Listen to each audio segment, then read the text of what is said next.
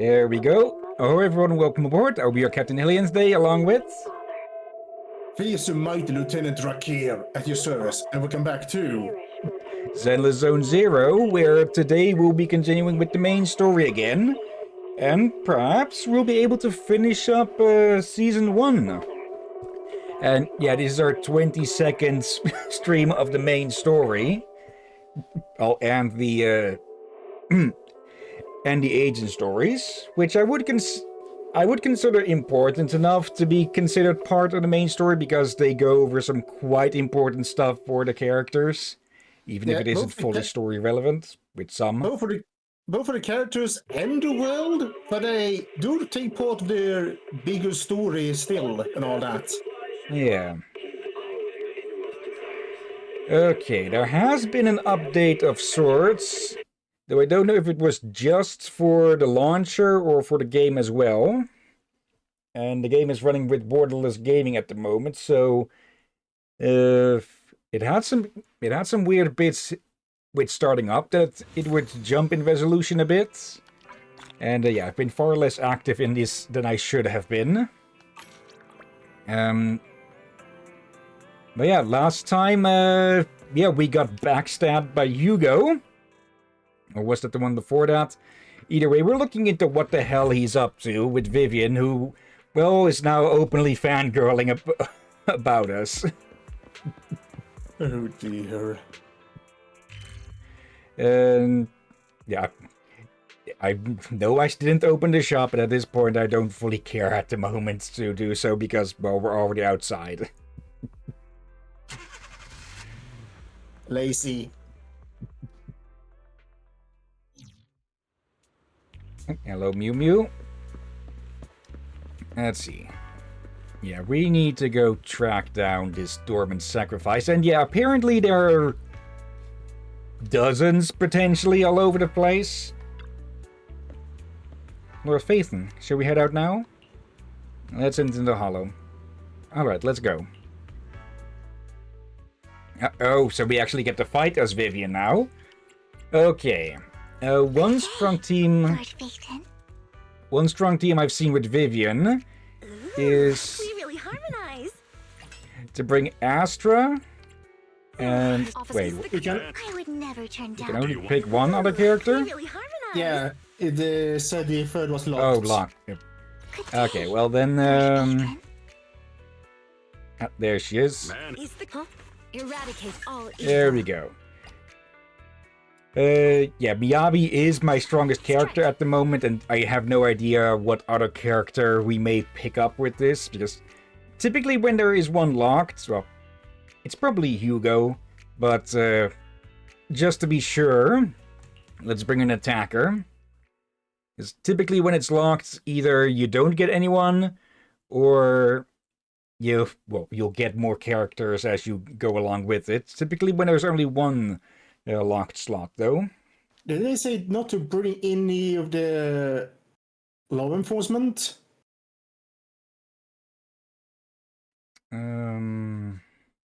Story-wise?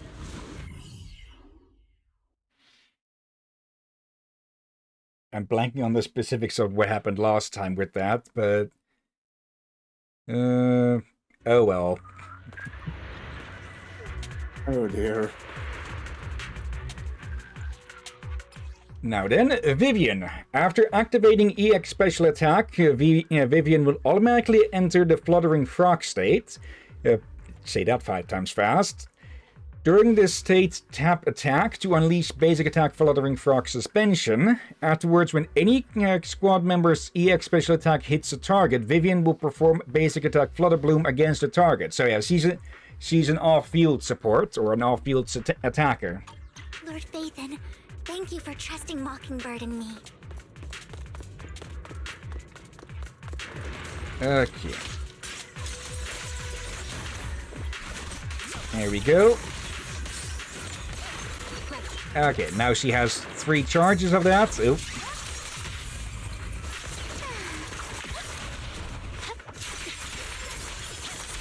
Okay, I forgot. There's 2 states to those charges of hers.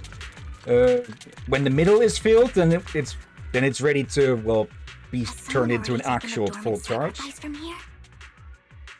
Or did the Exaltus decide to relocate it? No. If these dormant sacrifices aren't handled carefully, they could awaken and turn against anyone nearby. She wouldn't risk moving them unless it was absolutely necessary. Did she realize the mayor was looking into this? Just as Vivian is talking to herself, you hear another voice of someone debating. You don't know who it is, so you decide to pull her aside to listen. There's a word missing. Also, hello, Aurora. You're getting quite the view streak, I think. Okay. Did Hartman just make up this intel to get a shot working with us at Tops? I've been walking around forever and haven't found a thing. The Ravenlocks have always been a shady bunch. No surprise they've gone downhill over the years. I heard they were pretty loaded back in the day. What kind of business did they run? No clue. On the surface, their businesses seemed legit, but who knows what was happening behind the curtain. Probably something with the sacrifices. I mean, how else would he know about the dormant ones left around here for years? Wait, they've been around for years? And he was so sure that even if those original sacrifices didn't work out, he had a backup plan. Okay, we're getting quite a bit of info. So, Tops knows about the sacrifices. Potentially through the Ravenlocks, maybe? But, yeah, they're talking about original sacrifices, and I'm guessing they may also be talking about making new ones, like, well, Bringer. Backup plan? What could that be? Well, that's beyond me. I just happened to overhear something while I was next to Mr. Edmund one day. What's Tops planning to do with all these sacrifices, huh? For research? Do you think we'll ever have a normal life in the Hollows? Don't ask questions you shouldn't be asking. All right. There's nothing here anyway. Let's leave the Hollow and report back on what we found. And we'll make it just in time to clock out for the fieldwork shift. Let's get out of here first. Oh. After the two Tops employees left, Vivian appears visibly unsettled. Okay. Hartman, that fool. He'll do anything to get into Tops, even if it means playing with fire. She's an Exaltist. Human lives have never mattered to her. The more people get dragged in, the greater the danger. Is she talking about Sarah here? Or, well, the one who claims to be called Sarah? Yep. Vivian, I've been dying to know, who's this she you keep mentioning?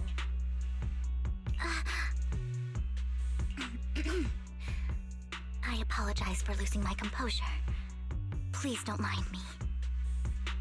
The she I'm referring to is with the Exaltists. Someone I have a history with. That's why the moment I heard about the sacrifices, I felt compelled to uncover the truth. I never meant to hide anything from you. It's just that, for me, the Exaltists bring back painful memories. And I'm not ready to face them yet. So, Lord Vathan, please give me a little more time. Once I've gathered my thoughts, I promise I'll tell you everything. Sure, I won't pry anymore. Everyone's got a past, and you don't have to dig up old wounds if you don't want to. I can see the Vivian I know now is super brave and kind. I believe you've really put in the work. Lord Vathan, if we weren't in such a hurry, I'd spend 3 whole hours singing your praises. I'll make note of this and make sure to get it done before bedtime. First things first, let's track down those dormant sacrifices. The Exaltists have probably realized someone's after them by now. I wish we knew what Hartman's backup plan is. Probably nothing good I for just can't us. shake the feeling that something bad is about to happen. So now that I think about it, I think it was Vivian who asked not to involve public security or, well, anyone else from like Yeah. from like section 6 or so. Okay. Yeah, that's what I was trying to say earlier. Yeah, my bad on that. I don't fully get how it's gameplay and story segregation. Very enthusiastic there. The Stormwind sacrifice is gone too. Who could it be? And how do they know the location of the dormant sacrifices? Let's check the next location. I hope this doesn't become a nightmare for New Eridu. Hugo may have done terrible things, but he had his reasons.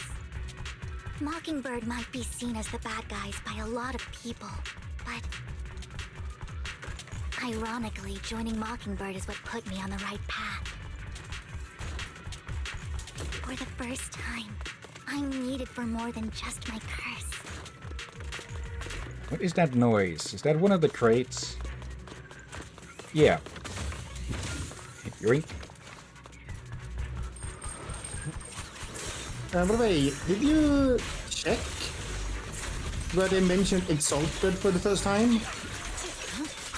Yeah, I think it is just brought up right after the chapter with Astra. Nothing here either. Are we too So late? you're something we forgot then. Hello. Oh, it's that other it's that new minion. Oh wait, is she the one that Vivian is referring to? I knew it was you, Vivian. Yep. Camille, what are you doing here, sis? Are you destroying the dormant sacrifice? Oh. Vivian, don't call me sis. I'm not your sister. Are you trying to stop the Exaltists? I never left the Exaltists. You know what Landon did back then. Lord Landon did it for the Creator. His methods may have been extreme, but they were necessary. Back then, you walked away. You should do the same now. We didn't meet today. Take your friends and leave. What's wrong? Are you being forced into this? I can help you. Help me? Like how you helped her? Vivian, you're crying. You see me, don't you? No, You haven't changed a bit, Vivian. No need to hide your tears. I know exactly what's ahead for me. You've made your choice, and I've made mine. One last piece of advice. Stay out of this. She loathes you. I won't tell her we met today. Don't show yourself around us again. Camille!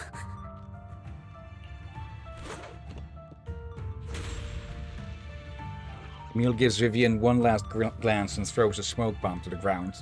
The noise attracts some ethereals. Even though you have many questions, dealing with the imminent threat feels like the right choice right now. Lord Nathan, watch out! I'll tell you what that was about later. I thought I'd missed that one. Ethereals first. My blade is already sheathed. There we go.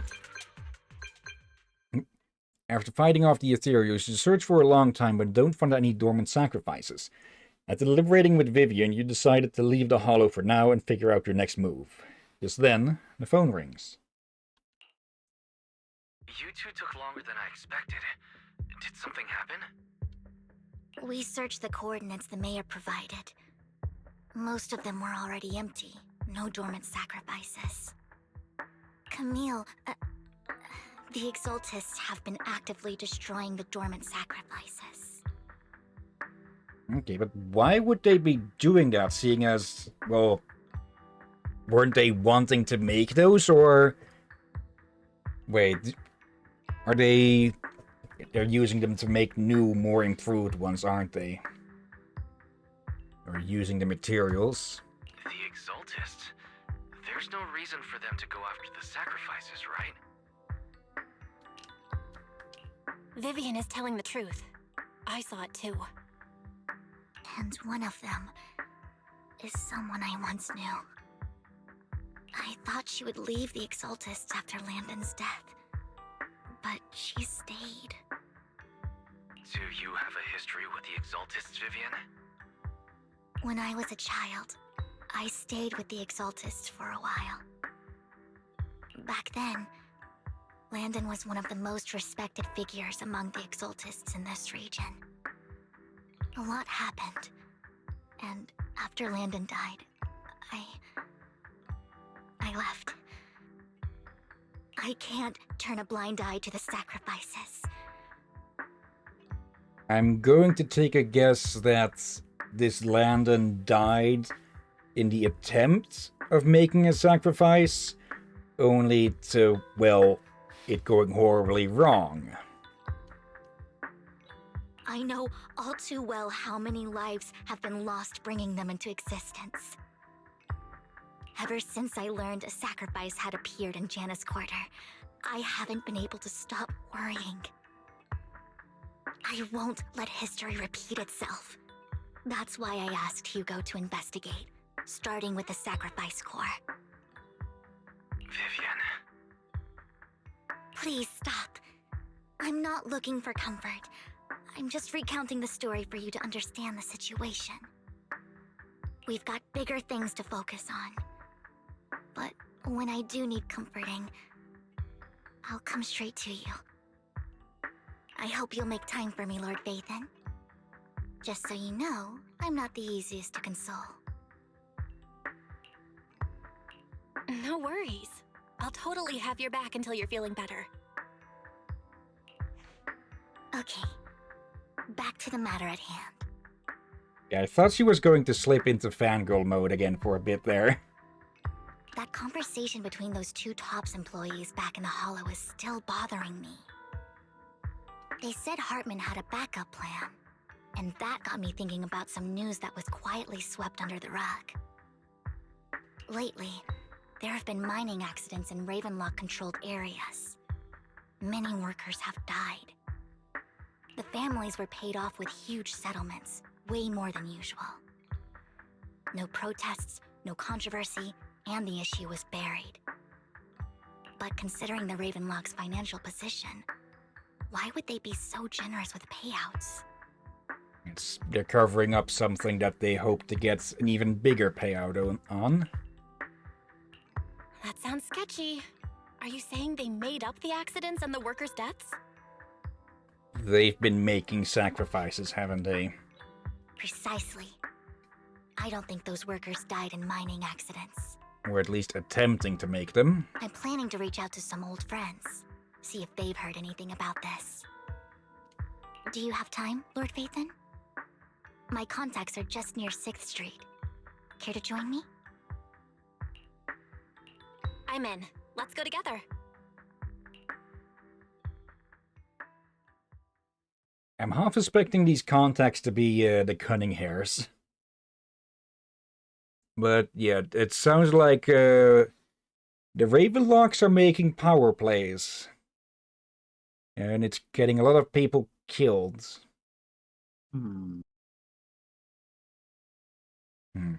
Yeah, it does also make sense for the Exaltists and such to have been around for quite a while.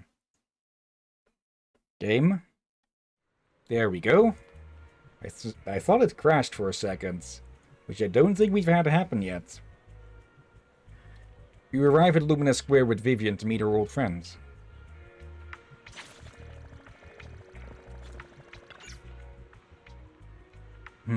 But yeah, the fact that there are these old sacrifices that have been here for years, yeah, that speaks that the Exaltists, or at least a precursor to them, has been around for probably at least a decade, likely even more. But over a decade, yes, considering the first one we found has been inside a thing for a long time. Yeah. But that means there was more than just one. Yeah, seeing as there were supposed to be dozens that we were looking for just now, and well, we haven't found a single one. Though the fact that the Exaltists are destroying them is both confusing and worrisome. But I suspect that they're trying to use whatever materials they can salvage from those in the creation of more recent versions or something. Oh. I guess we'll just have to see. It could be a case of harvesting. Feeding them to something else. But as you said, they destroying them and using the parts, is they may have intentionally put them there to be destroyed later. Whenever, like they've been in Hollow for a damn long time. During which they would have likely absorbed a hell of a lot of ethereal power.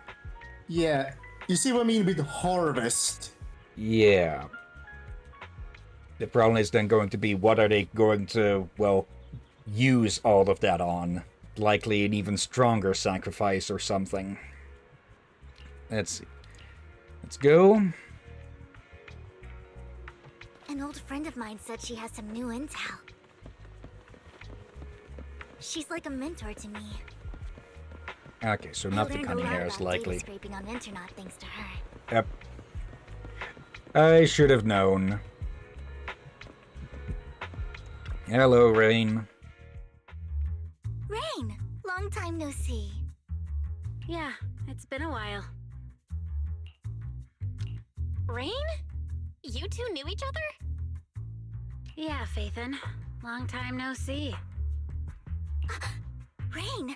You actually know that Lord Faithin is Lord Faithin? Uh-oh. Back into fangirl mode. No, I mean, you actually know Belle is Lord Faithin. I didn't know right away. One time, I needed a favor from Nicole. I only found out after meeting them. AKA being saved by them. I mean, who would expect a legendary proxy to be running a video store for a living? Oh, by the way, your idol... Rain! Let's not bring up old stuff. Lord Faithin wouldn't be interested in that. Why are you all tense? Right! Lord Faithin lives on 6th Street too, and might know your idol. Remember when you traced that post on Internet to 6th Street and actually went to check it out? And you came back all bummed, spouting nonsense. Like there was only a black cat at the location, and maybe your idol is actually a talking cat. Or something like that. I know that black cat. I'm always sneaking at snacks. Lord Faithin, please, let's drop this topic. Come on, Vivian. It's been years and you still won't say who your idol is. If you'd just let me, I'd have tracked them down ages ago. So, Vivian has another idol? I get it. You want to find the person who's important to you on your own. But you've tried so hard already. It's okay to lean on me a little, you know. I'm sure your idol won't hold it against you. I shouldn't have come to see you. Oh, she is so pouting behind those hands. Huh? What's wrong? Hey, Rain. Vivian said you might have some new intel. So let's get to the important stuff first. All right, let's get down to business. Here's something I'm pretty sure about. The Ravenlock family's claim that those missing workers died in an accident? Don't buy it. The last signal from those workers was near the hollow. Then communication went dark. I think they were taken into the hollow. And yesterday, I picked up that the Ravenlock family secretly hired some people to search the hollow's perimeter. Okay. I caught a weird distress signal from someone and managed to track down the source. When I tried to reach out, the signal cut out completely. The last trace of the signal was near Lumina Square. Finding someone in real life isn't really my thing, so that's where you come in. Okay, we've been pretty good at that, though it's mostly been fairy. Okay, we'll check things out. You just said this is something you're sure of. Do you have anything you're unsure about? I dug up some info online, and one thing stood out. A few days ago, there were some creepy sounds coming from an abandoned warehouse by the port. The place was locked up, so no one could see what was happening inside. Not sure if it's related to your search. That might be a sacrifice. If you don't find anything useful around here, it might be worth checking out. Well, that's all I have for you. Thank you, Rain. Don't get all emotional on me now. I'm just helping out a friend. This one's on the house. Consider it payback for the favor you did me last time. But if you still want to find your idol, hit me up. I've been curious for what... Alright, don't worry about it. I'll manage it myself. Stop being so nosy, Rain. Nosy? Nah, just professionally curious. What kind of person is worth all this searching, huh? But honestly, whoever they are in real life, they've become a part of you. You've come a long way in this search, Vivian. I much prefer the person you are now. So if you find this person, don't chicken out. Go meet them. People will appreciate you for who you are. Rain. I might not care about the real world or what it'll be like, but I hope everyone I know can live a good life. I'm counting on you to save the world, guys. No pressure. All right, I have other business to take care of, so I'll leave the rest to you. Rain waves goodbye and leaves. Vivian mentions she knows someone who's really skilled at finding people in real life, so you follow her and continue on your way. Lord Phaethon, please pay no mind to what Rain said. Oh, pay it all the mind? Okay. That big guy's up ahead. Let's hurry. Big? Dog. One Denny Boo, really? Long time no see. You seem to be doing well, little one. Yep, I made an awesome friend since the last time we met. My friend got ill before, and it was the manager who helped me heal them. I didn't realize you two knew each other. And next time I head to the manager's place, will I get to see you two? You know each other? Yep, this little guy's Lucky Boo. My old boss at my previous workplace bought it at a discount store clearance sale. But he was a terrible boss. Not only did he shirk on paying wages, he didn't take care of his Bang Boo either. Yeah, that guy. Really terrible. Then this little guy had a malfunction and the boss threw it out because he didn't want to spend the money on repairs. Really, it could have been fixed with just a simple battery change. Vivian is the best. Vivian changed my battery. The bestest ever. All I did was change your battery for you. It was you who earned the money to buy it. Yeah, I'm amazing too. I earned 100 Dennies. Just enough to buy a battery. So that's where that 100 Denny Bang Boo battery came from. Honestly, you've got plenty of energy, but I told you before, you need to be more tactful. Haven't you learned anything? I learned. Pet one any boo, give Denny. Oh, so you found a way to making a living, huh? Amazing. So that's how we'd learned that. Did you need me for something? I'm super happy to help. I knew you love exploring all kinds of places, so tell me, have you come across anyone strange these past 2 days? Strange? You mean someone who looks hurt, scared, and kind of trying to hide where there aren't many people around? Let me think. I got it. I saw someone like that in the desert today. Someone super similar. Could it mean the desert in the Outer Ring? I don't think Wandinibu can make it that far. Desert probably refers to the sand pit up ahead. Okay. Lord Phaethon, let's go take a look. Did I help? You were super helpful. Yay, so happy. I want to keep helping. You should go and do whatever important stuff you need to do. Let's play together soon.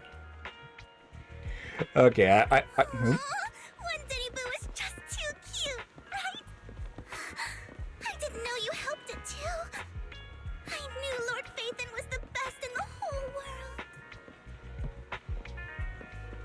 world. Okay, I like how characters aren't, or there are some characters at least, that aren't just one notes and such, and that they will reappear again like that.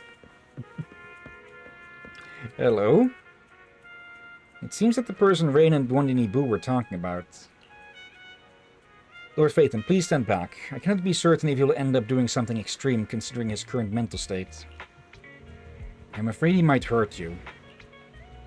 I'll try talking to him and see what's going on.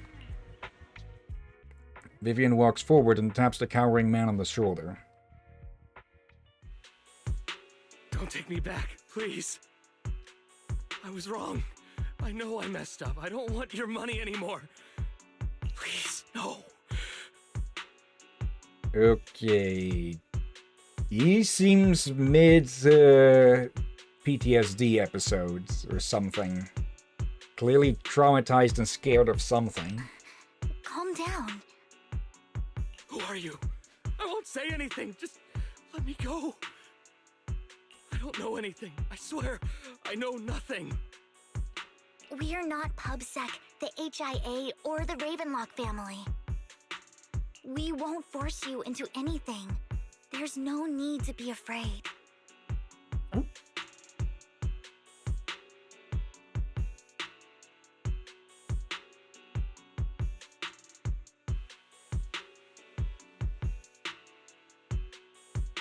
People being loud downstairs. What do you want from me then? We simply want to know where the Ravenlock family took you and what they made you do. I can't say. I can't tell you. I have a family. They'll hurt them. You never saw me. Please, just stop asking. Don't you wish to see your family? I don't deserve to see them. It's my fault. I was greedy. I did this to myself. But your family must miss you dearly. I'm sure they won't blame you. No, it's my fault. It's all on me. I don't want to drag them into this. If the whole ship is sinking, no one on board can escape. I'm just a nobody. And right now, there's nothing I can do to change anything. If you care about your family and friends, now is your chance to stop the disaster before it's too late. Even a butterfly flapping its wings can send a tsunami surging across the ocean. Butterfly effects. No one knows how this will turn out. But if you do nothing now, the only thing waiting for you at the end will be regret. We're not here to turn you in, and we won't force you to confront them. You'll be safe with us. I'll help you return to your family, but you must tell us precisely what happened. Hartman offered a huge amount of money, looking for workers to go into the Hollow to guard something. The money was way too good. We all kind of figured something wasn't right. I thought it was just smuggling or guarding some kind of illegal ether resources, so I signed up. And I'm guessing instead they were fed to something. After we sent in our applications, Hartman's men took us into the Hollow. The first place we went, there was a strange box.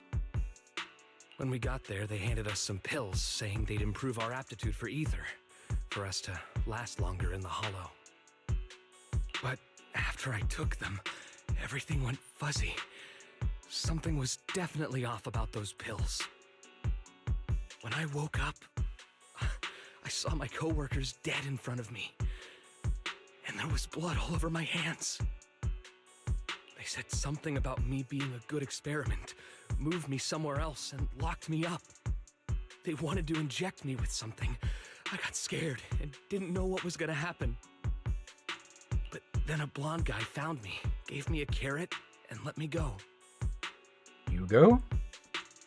So I escaped. I didn't want to kill anyone. I don't know. It wasn't your fault that your coworkers died. You were just a tool in their hands. Do you remember the place they first took you? Do you know what was in that box? I only remember the first place was like a rooftop. I think it was on top of a tall building. The Ballet Twins? What exactly was in that box? I can't remember. I'm not lying. Those pills they gave us, they make you hallucinate. I took just one and my mind felt like it wasn't my own. My memories turned into a blur. I'm telling the truth. I'm not trying to run from my mistakes. I just really can't remember what happened. I know you're not lying. We'll arrange for your protection. You can rest easy and recover, and your family won't be dragged into this. Once this is all over, you will be able to reunite with them. You and Vivian contact Lycon. The mayor, representing Victoria Housekeeping, agrees to protect the worker and will keep his identity confidential. Soon, Rena arrives and takes the man away, mentioning that the mayor will confirm the location based on his description. It's not much of a description, but yeah, it sounds like they're sort of Squid Gaming people to find people with quote-unquote potential to then turn into sacrifices.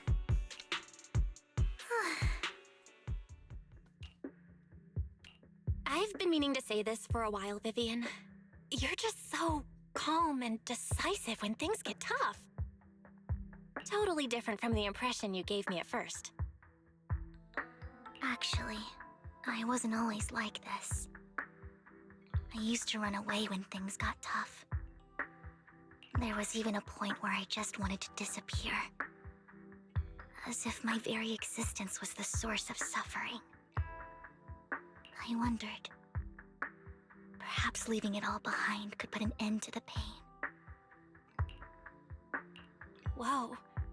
It's hard to imagine you like that. I mean, you had this super intimidating vibe when we first met. Well, I was on a mission at the auction when we first met. And just as Rain said, I've come a long way from who I used to be. Speaking of Rain, it's still wild to me. I never thought you and I would have mutual friends. And you even know one Denny Boo. Can you believe we might have passed each other so many times without even realizing it? Enough about me. Tell me more about you, Lord Phaethon. Where have you been? And what have you experienced? Looking back, I feel like I've been through a lot lately. My brother and I even lost our Phaethon account. Oh, everything started when the Cunning Hares took something from the Red Fang gang.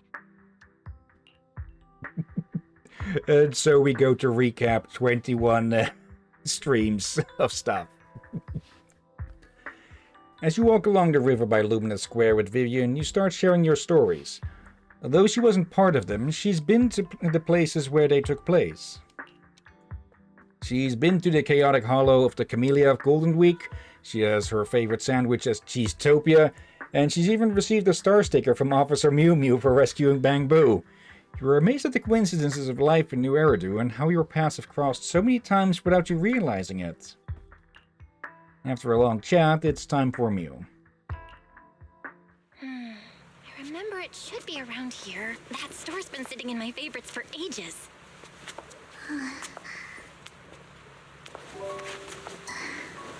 Prophecy? Lord Phaethon! What's up? I've seen that black cat on 6th Street. That harmonica in the outer ring you mentioned. I've heard it before, too. I've even been to the monument outside Hollow Zero. But none of that was a coincidence. It was me.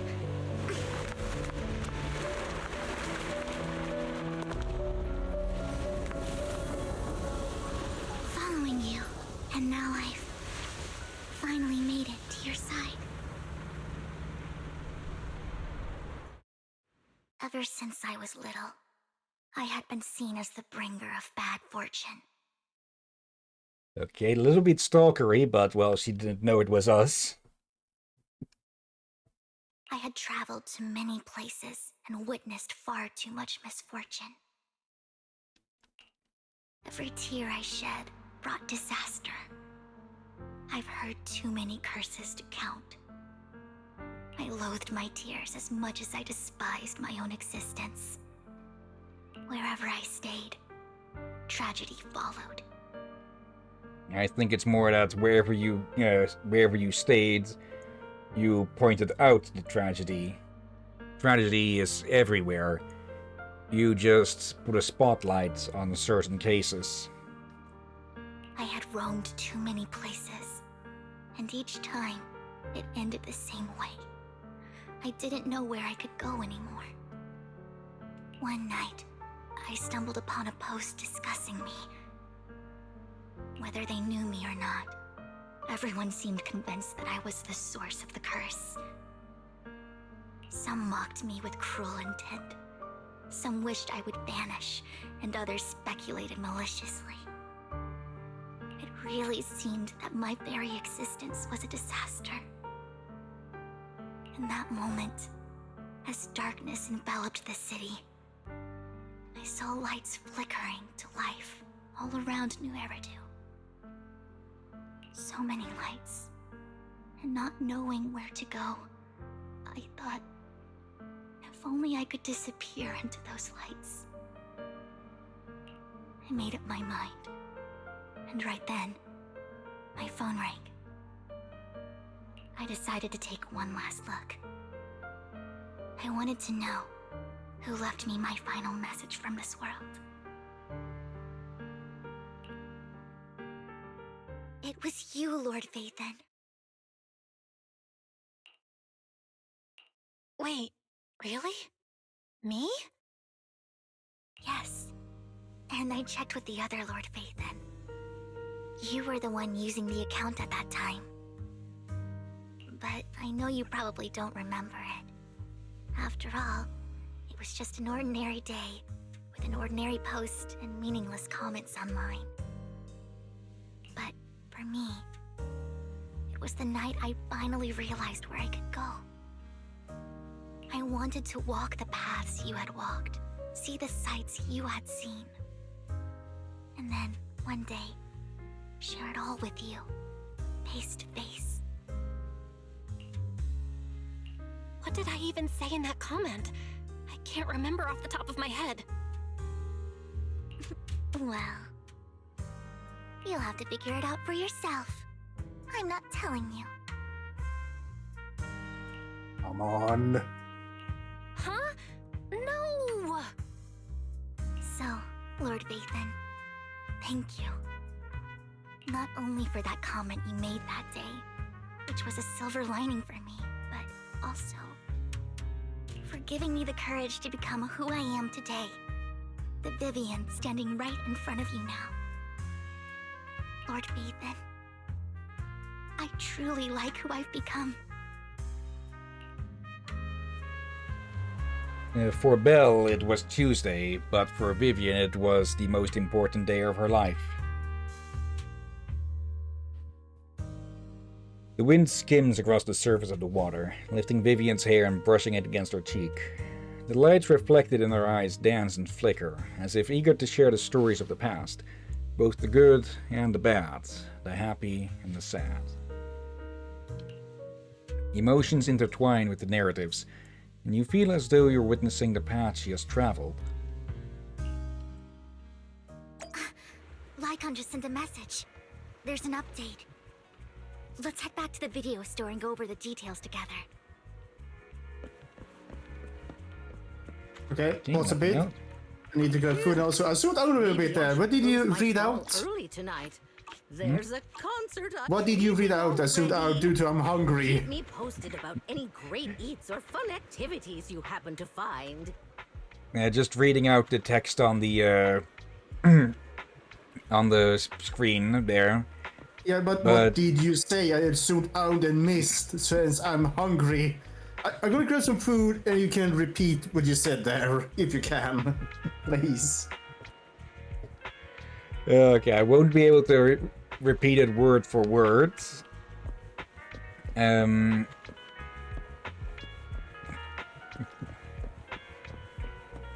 But yeah, basically just a bunch of fancy talk, flowery talk for, not bomb cola. That's an old, by now an old reference. What, that happened like, what, 10 streams ago?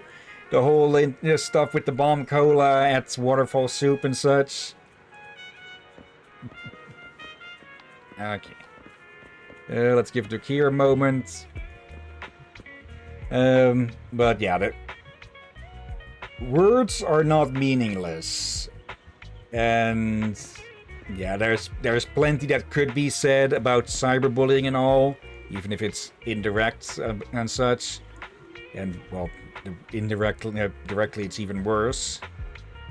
But yeah, sticks and stones may break bones, but words can still stab.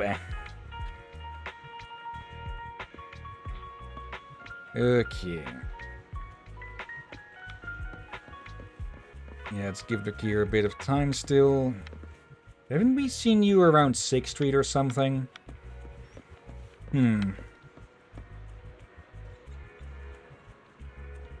You again? And you? I think we've seen the both of these, I think that we've seen the both of these go back and forth on 6th Street as well. And I don't know why, but I just felt like saving that one. You we've seen a few times, I think. And of course, even though the crowd is just blurred out like that, just Mew just sticking out like a freaking sore thumb. Sporty spoiler. What the heck was that from your end? What? Sound like thunder or something. Okay, I didn't hear anything. I don't know it's from your end, for I felt it in the headsets. It sounded like it came from your end. Okay, I'll have to check back the recording on that then. But for now, let's head back to the store. Let's see if this will help. I feel a bit under the weather at the moment. I've been feeling fine all day. But I got a little headache. Well, it's you're gone, back. but now I feel... Yeah. If need be, we can call it early. Health takes precedence over stream. Yeah, so far I hope food will help. But I am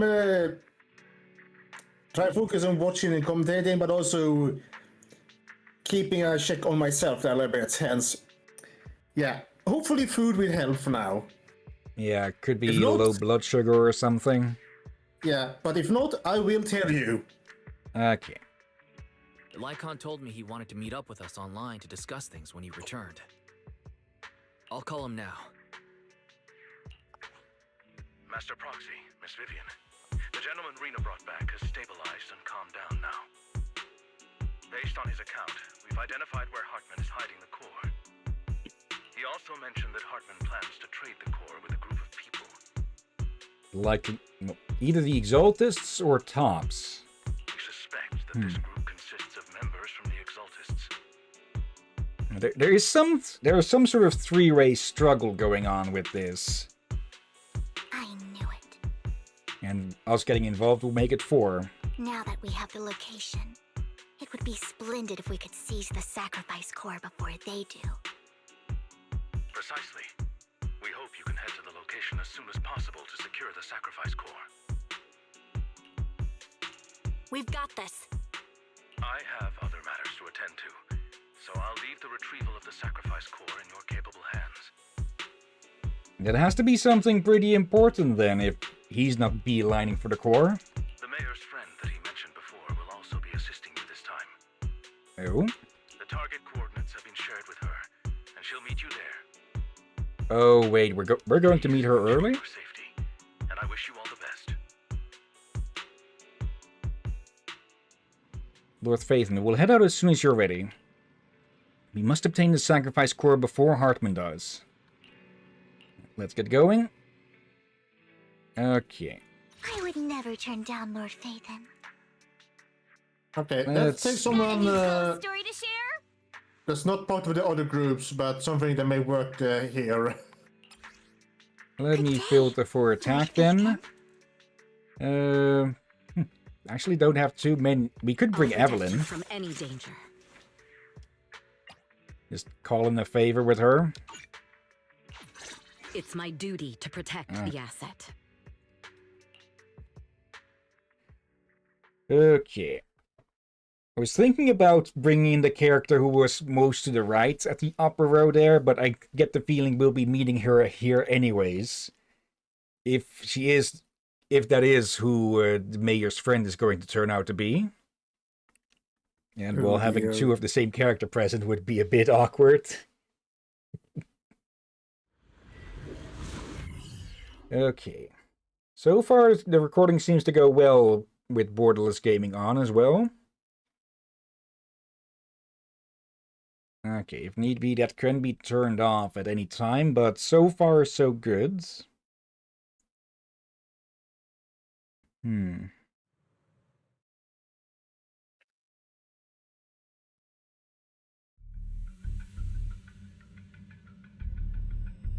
Where's the sacrifice core? Camille, you really think I'd stroll around with something this important? Plus, even though the Ravenlocks and the Exaltists have been working together for ages, I've hardly even met Lady Dina. I'm the one offering the sacrifice core here.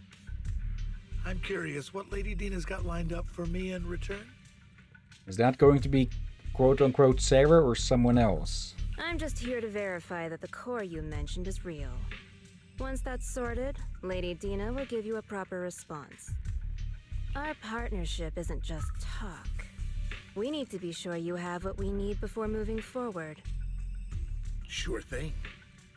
I'll take you to where I keep the core. Once you verify it's legit, have Lady Dina come over.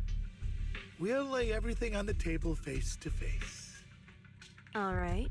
Lead the way. Is it going to turn out to be a fake Seems after all? Hartman is trying to bargain for more. What a greedy and insatiable man. It's just that... Why would they only send Camille for something as important as the sacrifice core? And I can't shake the feeling that Camille doesn't want Hartman and Dina to meet. Why is that?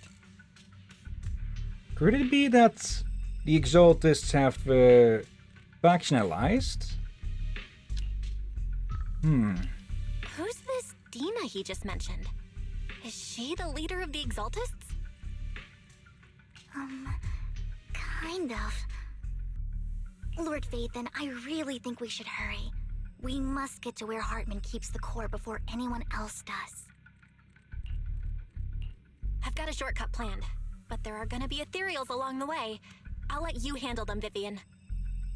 Don't worry, Lord Phaethon. You're in capable hands. I'll ensure your safety. Okay. I don't think we've had a full explanation about the charges that Vivian has up there. But basically, when the middle is filled out, it means that on the next plunging attack, they'll get turned into well, full charges like that, which will then get used for off-field attacks. Here we go. Okay. Yeah, Eve's power requirement is quite high, so she won't use them up that much. Let's get out of here before we're spotted. Okay.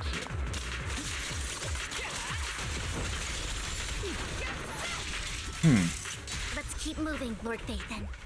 Okay, pretty sure she was supposed to do an off-field attack, or maybe it just doesn't work on specific types, like Evelyn's or something. There are some characters that are just less compatible with each other.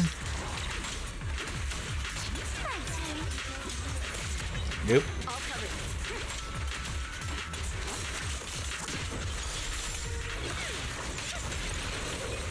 There we go. She'll also do that plunging attack if you swap out to another character. I'll take over now. Yep.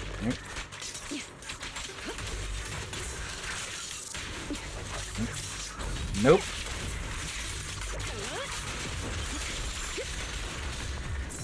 Yep. They're still over there. Looks like they're arguing. Okay, she did spend one there, so it doesn't seem to trigger on Evelyn's hold special attack then. A bit odd, but oh well. No matter who has the sacrifice core, Hartman or the Exaltists, it would be really dangerous. Our best move is to seize it before they do and destroy it. Yeah. Though I am still half convinced that it's a fake. Hand over what's in the box. Or we do this the hard way. You sure talk big. Let's hurry and secure the sacrifice core. He can't even finish his own sentence. Lord Phaethon, the box is empty. So Hartman never kept the core here to begin with? How did you even find your way here? Where's the core in the box? What did you do with it? You call this keeping the sacrifice core safe? Just as everyone stands confronting each other, a voice comes from behind. Yep. Are you Dina? Vivian, it's been ages. Yes. Dina! Oh my, you actually remember me. So sweet. Look at you, thriving. I thought you'd totally forgotten about our past. So, tell me, do you ever dream about the people you've killed? Are they crying in your head all night? Just noticed something. These two are the inverse of each other. Red hair, violet eyes. Red eyes, violet hair, and well, primary black, primary blue, white clothes. Back then, I had no idea. You had no idea?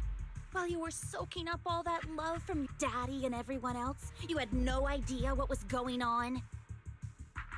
I wasn't... Lady Dina, Miss Vivian didn't actually... Camille, when did I say you could meet up with Hartman today? I just wanted to make sure the sacrifice core is legit. I was worried Hartman might try to pull a fast one on us.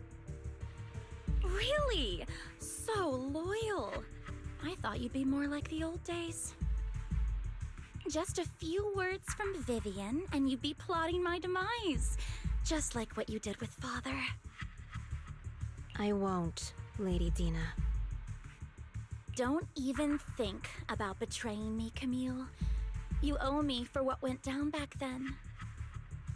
However, I do understand your worries. This core, it's fake. Hold it. No way! I got this straight from Hugo. It can't be fake. It's Hugo you're talking about. If he backstabbed someone else already, what's to stop him from backstabbing you as well? How can you just claim it's fake without any proof? Ugh, seriously? Dina approaches Hartman and... Okay. Dina approaches Hartman and coldly inserts the core into an open wound on one of his subordinates. The guy collapses to the ground, screaming. Dina wipes her hands and casts a look of disdain. The sacrifice core can max out the ether particles within human bodies in no time at all. But look at your little subordinate. How uncouth. He's making noises like some animal. Can you shut him up? So annoying. You just shoved a rectangular thing into his fucking flesh. Of course he's screaming. The masterpiece Father made for the creator isn't this worthless piece of junk you're holding. So, the real core. Vivian, where do you think the sacrifice core is really at? I don't know. If I knew where the real core was, I'd destroy it without a second thought. Dina, you understand what the sacrifices are. And you know those who were blessed should not have to endure such horrors. Oh? They shouldn't have suffered those horrors? Weren't you the one who decided if they'd be blessed or not? If it weren't for your tears, how would they have encountered such misfortune? How self-righteous, Vivian. Their fates were in your hands. It was you who brought disaster on them. Landon just needed an excuse. He needed someone to blame. Whether I shed tears or not, he'd treat living beings as mere subjects for his sacrifice experiments. Dina, you know all of this. Landon even went so far as to sacrifice you. Okay, how are they around then still, or... Wait, were they a successful experiment? Shut up, shut up, shut up! Father did it for his great cause. Vivian, why do you always mess everything up for me? Everything! You did it before, and now again! You just had to ruin my plan. I was so close to fulfilling Father's last wish. If you don't give me the sacrifice core, be prepared to become food for the ethereals. I told you I don't have the sacrifice core. Otherwise, I would have destroyed it already. Lord Phaethon, find the right moment to retreat. She can be quite unpredictable when her temper flares. Oh, really? You don't have it? Then I suppose there isn't a reason to keep you alive. As Dina finishes her words, several explosions erupt, followed by tremors on the ground, signaling the rapid approach of numerous ethereals. In a panic, Hartman rushes to the car he summoned, taking Camille and Dina with him. Wait, we were on the top of a roof. Does he have a flying car or something? More ethereals are coming.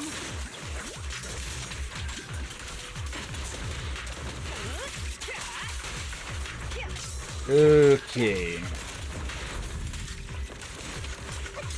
Let's see if we can get enough points to trigger Vivian's ultimate. Too many. No chance to get out of this.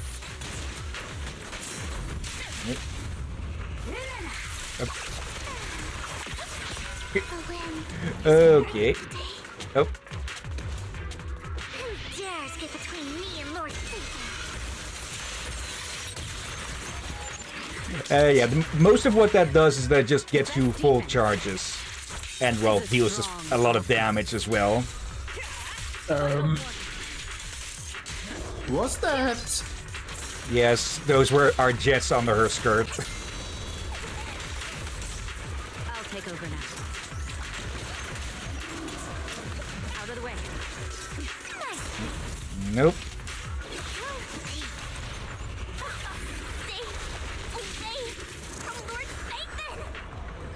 Oh, fuck, there's 4. There are so many.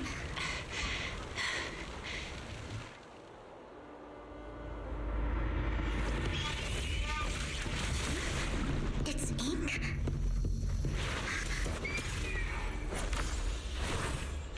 Shun Palace, good fortune, closed gate, safety. What? An evil miasma gathers here. Another place of conflict. If you wish to avoid disaster, then head southeast.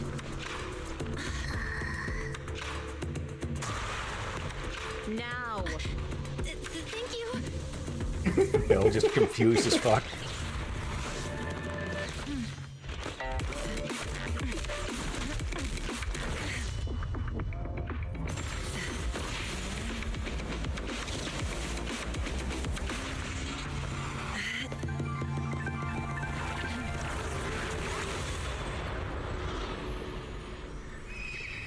I'm guessing she may play a bit of Splatoon with all the ink. Finally, peace and quiet. What the? Burp. You must be Belle, right? Mayflower mentioned a special partner might need my help. Can I ask, who are you? I'm the 13th generation master of Yunque Summit. You can call me Yishuan. Mayflower passed along your info, and I was curious what kind of person you are, so I came to see. At first, I thought it might be a hassle, but your energy feels really calming. Quite nice, actually. Oh, so you're the investigator the mayor talked about. Yes, he also asked me to be your temporary teacher and offer you a bit of guidance. Okay, what sort of guidance? Guidance? What exactly does that mean? Unfortunately, this isn't the right time or place to talk. I have some investigation work to catch up on, and it seems you've got quite a lot on your hands, so let's part ways for now. I'll find a good time to visit you soon. Yuuzhan leaves after saying this, while Vivian appears lost in thoughts, looking distracted. Yeah, it sounds to me like, yeah, the Exaltist, or at least that cell of the Exalted, were using Vivian as a, well, a lightning rod of guilt and such, having her pick people to be, well, experimented on or something. I'm presuming people that she'd seen die in her prophecies, and yeah, they probably sold it to her as a way to try and avert their destiny or whatever she saw happening to them. But, well, from the sounds of it, it just killed them earlier. I'm so sorry, Lord Vathan. I'm just not feeling very well. I think I'll head back for now. I'll investigate the sacrifice core and reach out once I find something. You definitely need some rest. Let's get out of the hollow.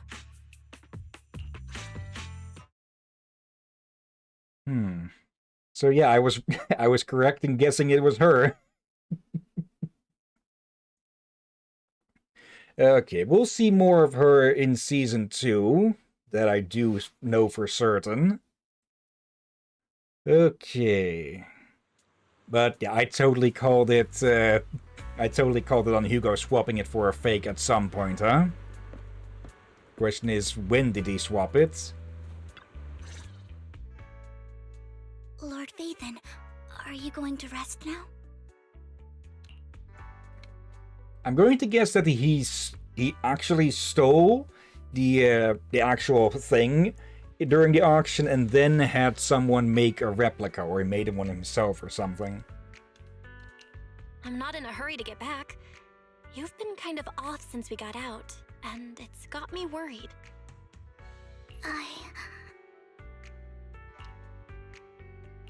If something's bugging you, just spill it if you want to. I'm a pretty good listener, you know. I didn't mean to keep my past from you, Lord Phaethon. When I was little, people thought I brought misfortune, so no matter where I went, no one wanted me around for long. Then, one day, Landon adopted me and brought me to the Exaltists. There, I met Dina, who was so kind to me, treating me like a dear sister. She told me her father, Landon, was a great man who'd one day make everyone stop fearing the Hollows. So all life could live freely inside and outside of them. Dina helped Landon pick people for the blessing, and everyone in the Exaltists respected her greatly. Those who received the blessing would have a better ether aptitude, allowing them to enter the Hollow freely without fear of sudden disaster. Okay, so they had partial success on that at least, by then? Back then, Dina would chat with me every day, always about the Exaltists and her father. Okay, so was Landon the actual leader of the Exaltists? Then the question becomes as a whole, or just, well, whatever cell of it is here? But things between us shifted when Landon asked me to step in for Dina. Landon told me I didn't only bring misfortune, and that if I listened to him, I could actually help people. After that, he'd take me to meet people, and if I shed tears, he'd give them a blessing medicine. Those who got the blessing could dodge calamities. At first, I was ecstatic, thinking I could help others.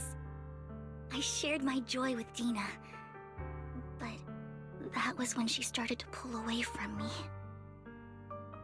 Jealous that her father, actual or adopted, was giving attention to someone else?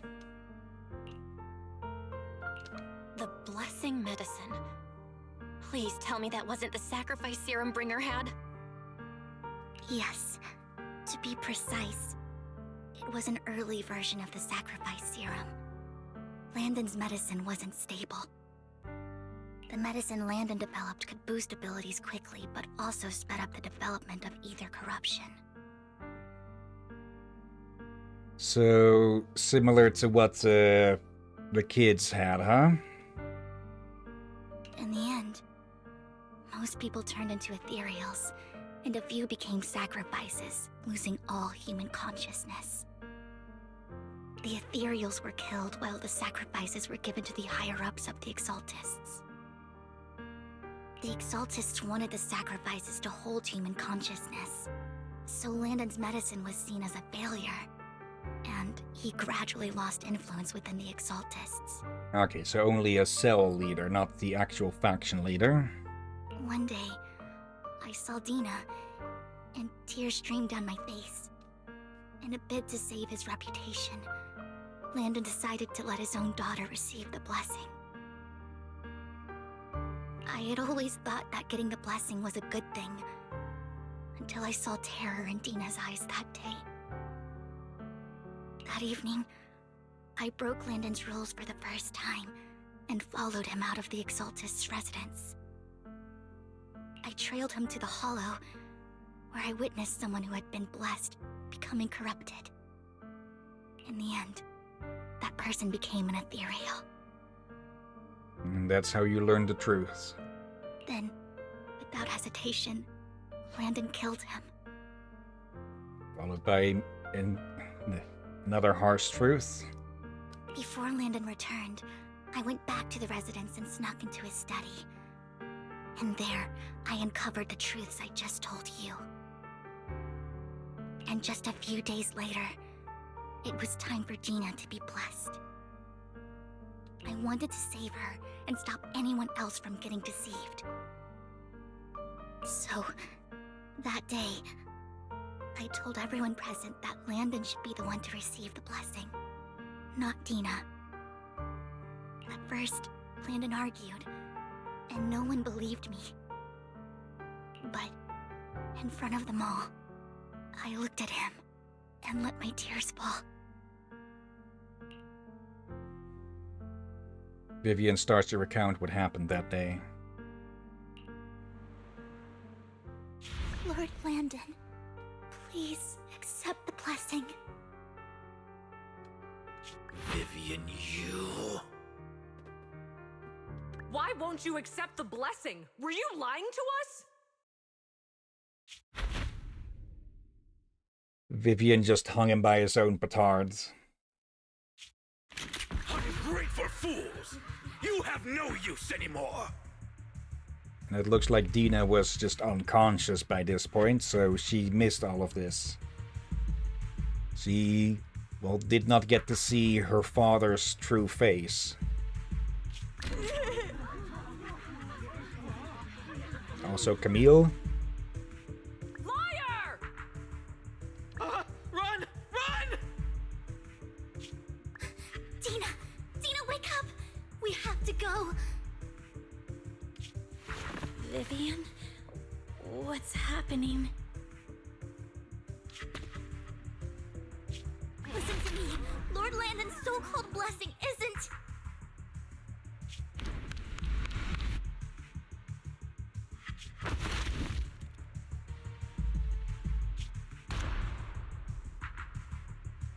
Father!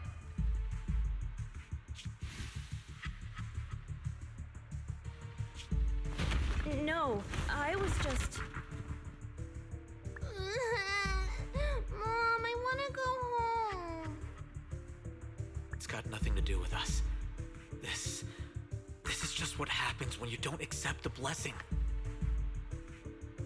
Vivian, was this you?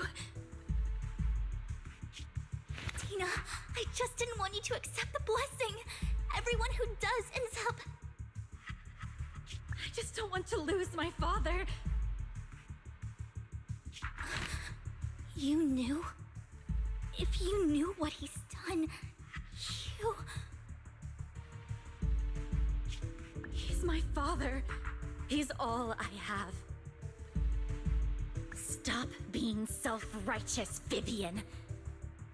You only ever bring misfortune.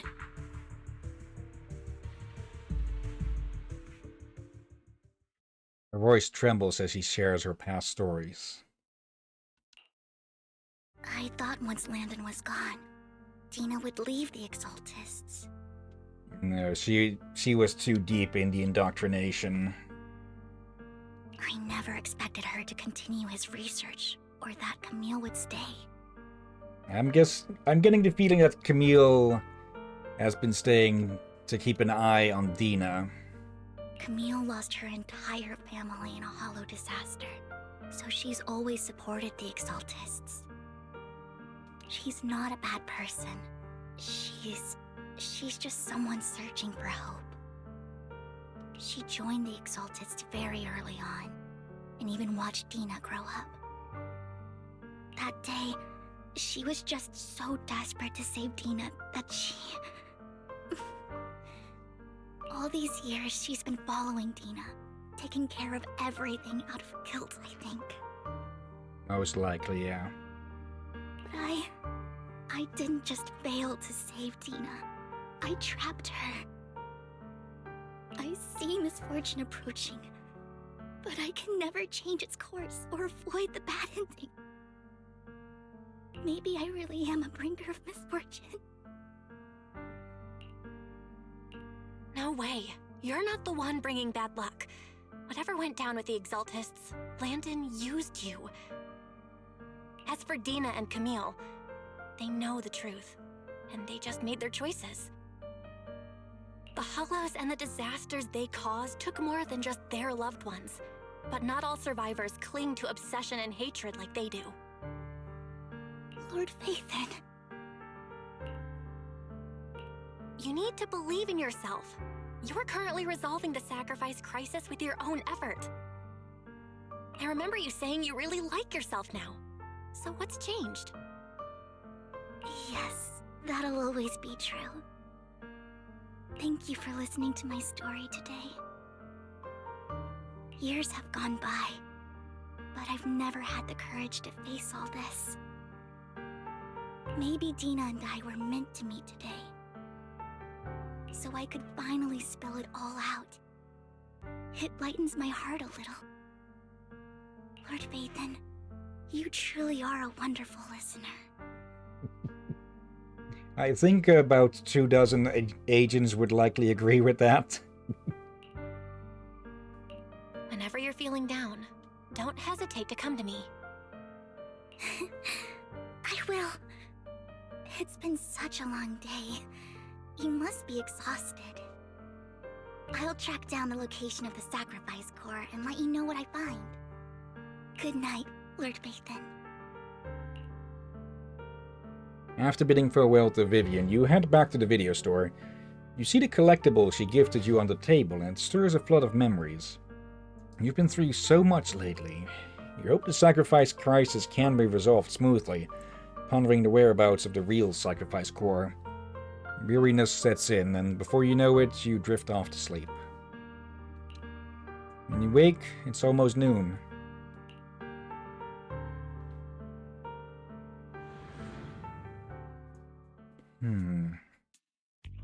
Yeah, we're definitely going to have a final confrontation with those two, huh? And I get the feeling at least one of them isn't going to be walking away from it. Bill, Vivian was in the store just now, but you weren't here. Did she need something? It was about the Sacrifice Core. The first time the Sacrifice Core appeared was at that auction, so she decided to try and find the security footage from after that day. It's possible more happened afterwards, and we're simply unaware of it. If we can get the footage, we may gain new clues. Well, if you have time, head to Lumina Galleria and meet up with Vivian. May as well go now. This one has had the most of these you're about to enter storytelling bits, huh? Yeah, again, probably for... Well, they had quite a long time to learn. Yeah. And improve things. Okay, so are we going to learn that Hugo did swap it right there at the start or something, and the real core has been hidden in the Galleria this whole time or something? But yeah, the Exaltists are just a cult, and yeah, a lot of people can't find the strength to escape them. Because, well, cults are all about weakening one's self-resolve and such. Earlier... modern day cults are... Yeah, cults at any time have basically been that. Or at least the modern definition of cult. Like, yeah, when exactly did the cults were just basically... Like, you have the people that were taking care of the Apollo's temples, they were called Cult of Apollo. People who were in charge of Zeus temple were called Cult of Zeus. You see the pattern, like... Yeah. And Warhammer Fantasy, they use that old term, like the Cult of Sigmar, they take over Sigmar's temple, and so on and forth. But modern day cults are bad. Yeah. Technically, any religious group could be considered a cult of some definition or size. It's just, well, I guess you could call it... I guess you could say the more specific dictionary description would be like a group within a religion or something. Because all of the, well, Greek gods cults were, of course, part of the Greek, well, the overall Greek religion and such. Yeah, I recall there was someone when the bad definition of cultist as such become a thing, stating in newspaper that they should be careful about using the cults before the term gets tainted. And it got tainted. Yeah, it's well and truly tainted now. Yeah. That just goes to show that words and symbols and all that can just have their image and meaning changed and twisted. Yeah, this is sad. Earlier, Vivian exchanged information with an acquaintance in the auction house's lounge. Shawl, I didn't expect you to be working here. Perfect. We just keep running into old faces, huh? So how's our favorite pamphlet girl doing? I was just covering someone's shift. The screening here is super strict, and I was afraid the supervisor would realize I was new and subbing for someone, so I hid in the control room during the supervisor's inspection. So I happened to bump into this guy, a blonde man wearing a hat, and I think he was checking some footage. Then he logged that footage into the tape he brought. Later, I found that part of the footage had been wiped. Blonde, wearing a hat. Could it be Hugo? Do you know him? I think it's him. She hasn't been voiced since... Actually, is this the first time she's voiced? Oh, sure. If it were Hugo... I think I know where he would hide the tape. Thank you, Shaw. You were a big help. Great! You also helped me a lot when I started working. I used to make mistakes all the time.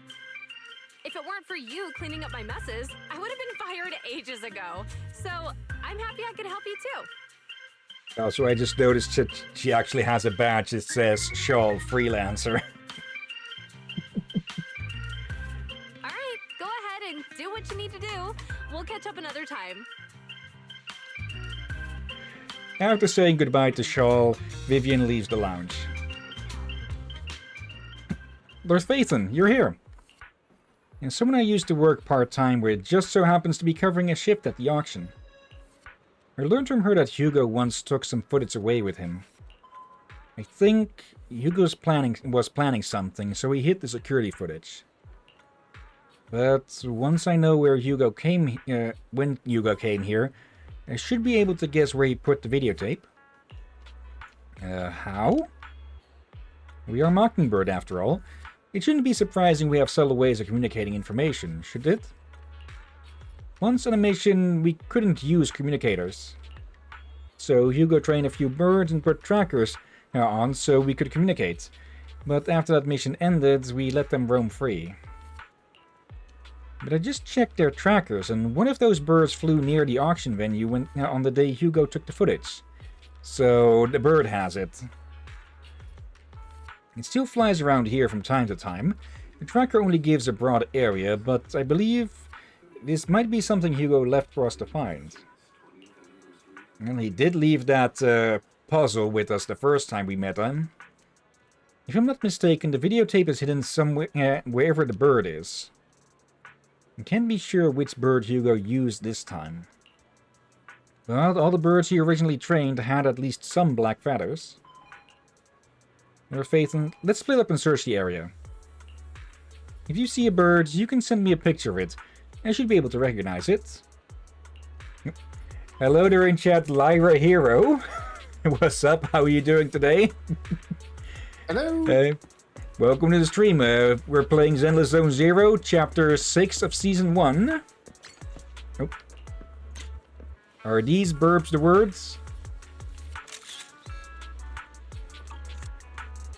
Let's see. A soft and sweet ball of fluff. It's hard to imagine this is the bird Hugo chose for the for the mission.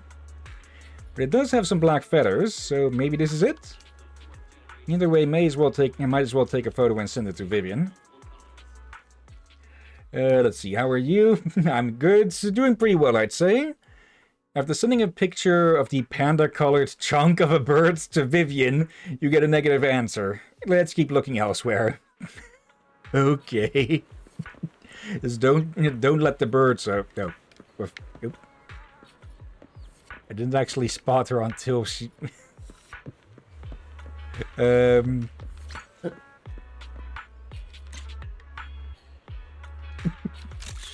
I just want to see what her reaction.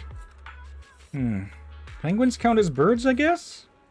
Besides, using a bamboo for communication seems perfectly reasonable. What if it is this guy? Either way, let's take a photo and send it to Vivian. After sending the photo of the penguin-shaped bamboo to Vivian, Vivian responds with a long set of ellipses. Seems like we were wrong. Let's keep searching elsewhere. Oh, now she's over here. Let's see. There are usually so many pigeons here. Okay. Oh, where is this? Oh, okay. I keep forgetting that there's these little alleyways are back here. Okay, a bit of a derpy-looking crow. Okay, saving that one. Let's see. Lyra Hero. Yeah, I just dropped you a follow-up. Okay. Black crows in a dark alley. It seems a bit cliche, but this really is a good place to hide something. Let's take a photo of this crow and send it to Vivian. After receiving the photo, Vivian quickly responds. That's the one. She quickly comes over. That's the one. It's all thanks to Lord Phaethon we found him so quickly. Yeah, it makes sense that they would use crows, because crows are quite intelligent. On that also, don't fuck with crows, because they will remember you, and they will fuck with you in turn. And there'll be more of them than there are of you. Oh, here's the thing. If you're kind to them, they will remember. Yeah, you can actually barter with them in a way. Yeah, but if you're on Ors, depending on how much on Ors you are, there will be a grudge. Yeah. A grudge that we pass on to their children. And their children will pass on that grudge to their children. So basically, crows are dwarves? In a way. But again, if you're nice to them, you can have a lot of friends that will protect you and respect you, so... Some crows are even smart enough to figure out that if they bring you money, you will give them treats. Though you'll have to train them rather specifically for that, I think. Yeah, they've actually been trying to train them to clean up the garbage. I don't know what the result so far is, but it seemed to show some promise. They will pick up trash, dump it somewhere, and get food as a reward. So... Guess we have to see. That's long ago, though. Okay. If it's here, then Hugo must have hidden the videotape among these boxes. You look through the boxes and find a recording, but it's been damaged. After discussing with Vivian, you decide to head back to the video store together to repair it and check the contents before making your next move. Okay, sounds like we have to do a bit of puzzling to get this thing working. Okay, then. There we go. I'm trying to remember now if ravens are similar or not, like... Similar, if not more. The problem with ravens is that they are also more uncommon than crows. It depends where. Okay, Barry is repairing it. Barry repairs the videotape and you watch the recording. The content leaves you shocked. It's a conversation between Hugo and Camille. If I'm not mistaken, you and Vivian share the same goal. Silence is no good for negotiation. I just don't want Dina to reach a point of no return. Hasn't she already reached that point with what she's doing? The formula for the Landon serum was lost, but a batch survived, and Dina was able to develop a substance that can be used for mind control. She's trying to combine the two to make sacrifices that would obey human commands. Oh, that's bad. If the dormant sacrifice and the remaining Landon serum are destroyed, we can put an end to this. Dina's concoction can't create sacrifices on its own. And the sacrifice core? That belongs to the creator, not her. So still part of the cult, just don't want Dina to succeed. Though not out of malicious reasons. Although I find Landon's methods despicable, I can't deny that the Exaltists and the Creator are leading us in the right direction. I just don't want Dina to spend her life trapped by her father's mistakes. I mean, no offense, but I find your protectiveness rather weird. Well, she is the one who, quote-unquote, killed her father. Even though it was likely his finger on the trigger, not hers. But that's not how she'll see it. I will confirm the location of the dormant sacrifice and find the chance to relay the information to you. I do not want any of my people to be going into danger. As for the sacrifice core, I can only guarantee that it will not fall into her hands. As for how things will ultimately play out, The Creator will guide me. The video abruptly comes to an end. Camille was actually destroying the dormant sacrifice? Now Camille's actions make sense. But why did Hugo never tell us? Probably because he wants to keep Vivian safe from the cult. Hugo... he... Belle, Lycon said there's something urgent he needs to discuss with us right now. Okay. Right, let's patch him in. No time for contemplation. I apologize for disturbing you. We have just learned that the Ravenlock family will host a banquet tonight. Oh, great. Like the last banquet we experienced on stream didn't go well, and I expect this one to not go well either. This banquet is rather special, as they're allowing members of their family to invite business partners to attend. With Hartman at the center of controversy, there are many members of the family who are eager to use this opportunity to replace him. Yeah, he's planning a red wedding of some kind, isn't he? The mayor has been spreading rumors of a young tycoon who inherited a sizable fortune and is looking to partner with a person from an old and influential family. This information has lured a young man named Burton from the Ravenlock family. So, you want me to pose as this tycoon and use Burton to infiltrate the banquet? Correct. And Hartman's study is also located within the venue. Okay, wait, no, he has no reason to start a culling or of sort. This is more to lure people in, well, to invest and get involved. I see. Hartman's study might hold valuable information. So, what should I do? You can attend as her +1. Well, I guess it's time for us to go dress shopping, because I don't think they'll let us in with this. +1! Lord Phaethon, please go with me! Master Proxy, it seems Miss Vivian requires your presence, so...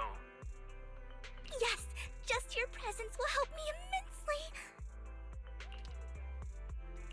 Alright, then let's go together. Okay, just manage to keep fangirl mode contained during the banquet, or you'll blow our cover. Let's see, Lyra Hero. Is this your fave game? I would say it's my favorite game of the Hoyoverse games, being Genshin Impact, Honkai Star Rail, and Honkai Third Impact, though that first one I only tried for like an hour or so, and just didn't find it that interesting at the time. But yeah, of the games of this developer, it is my favorite. Overall, that would be hard to say, because I do already have some other favorites, like Iconoclast, Dark Messiah of Might and Magic, but I certainly do like the story and character writing in this. So it is at the very least in the top 10 somewhere, likely. I'll send you the time and place for the meeting with Burton. If you encounter any danger, please evacuate immediately or contact me for backup. I hope everything goes well for you tonight. You get in contact with Burton. He said he'll come to 6th Street later to escort us to the banquet. Is there anything I need to look out for? I'm a bit nervous. Don't worry, Lord Phaethon. Just leave the socializing to me. And won't let any evildoers get close to you. There's a good... If Hardman... Well, Hardman is of course going to be there, but... he's likely to recognize us, so that'll be a problem.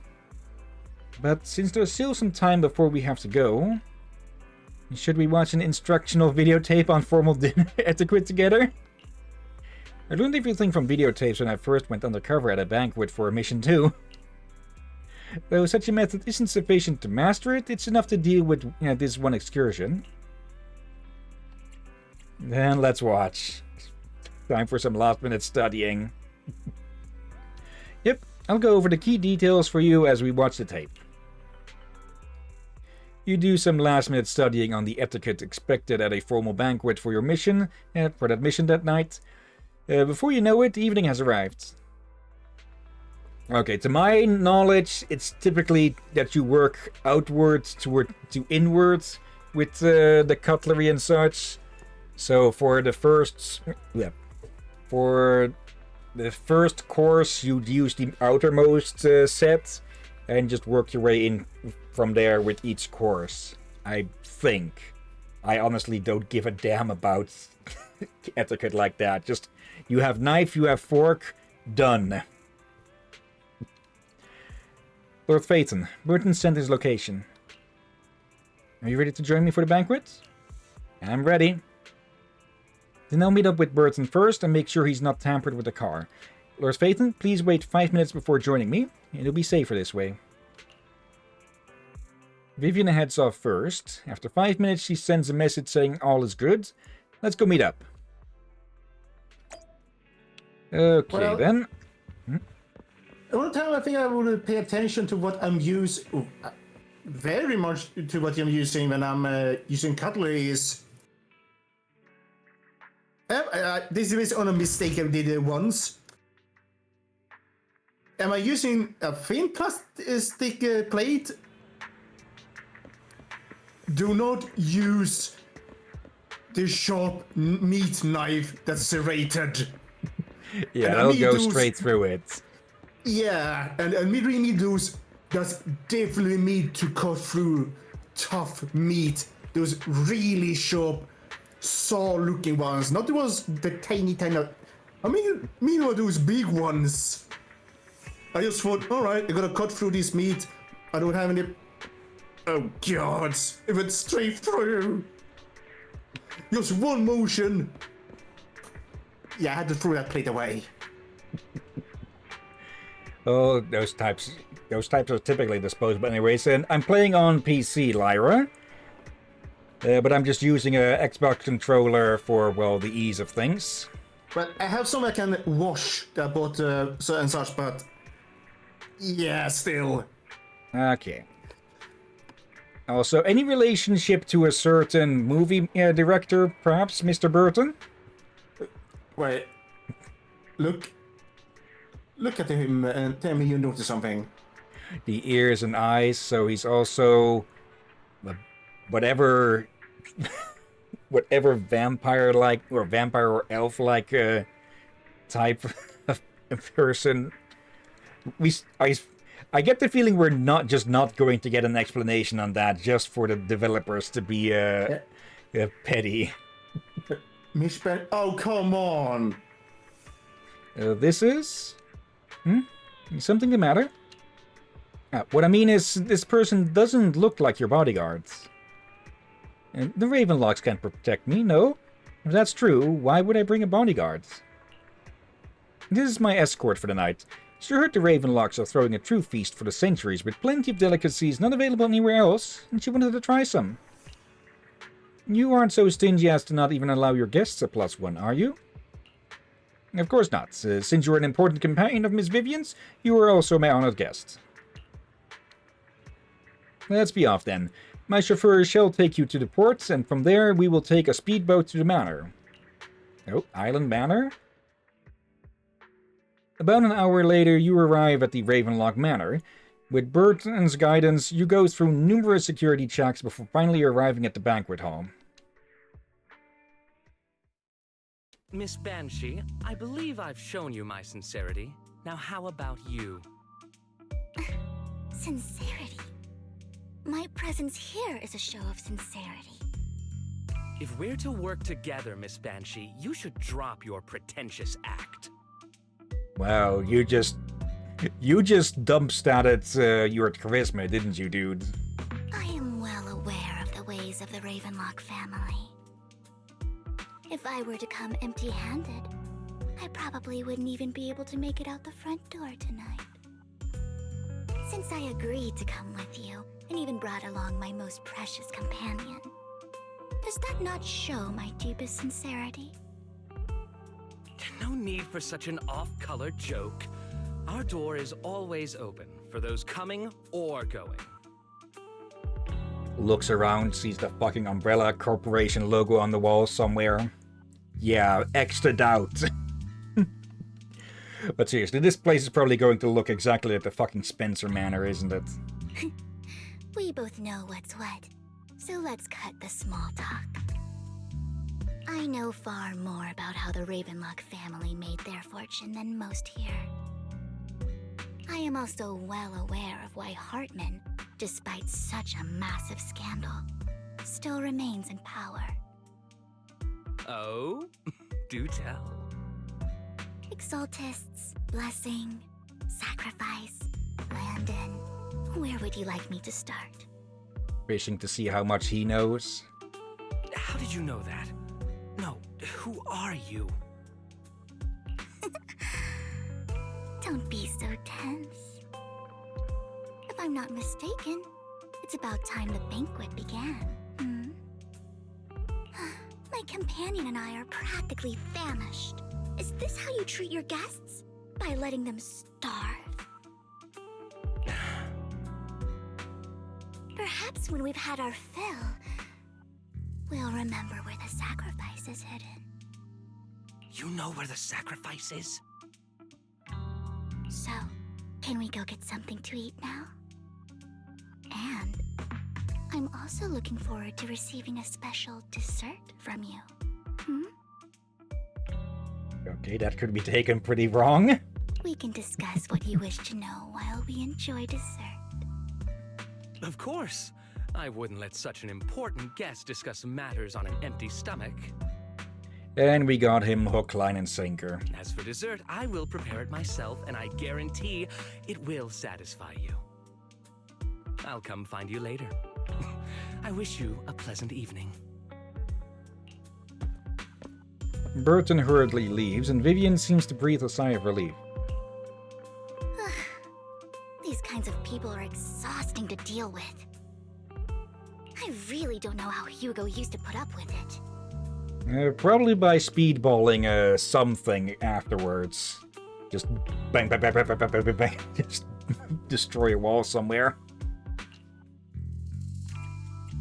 What did you mean by dessert just now? I couldn't really follow.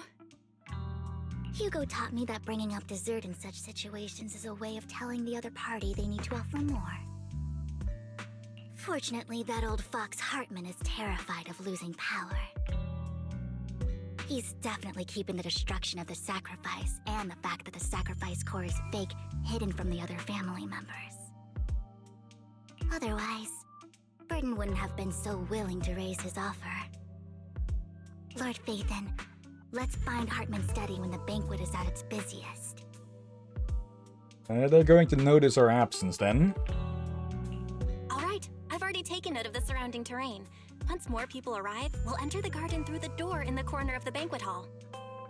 Okay, we'll just slip out, yeah. Wherever you go, I'll follow, Lord Phaethon.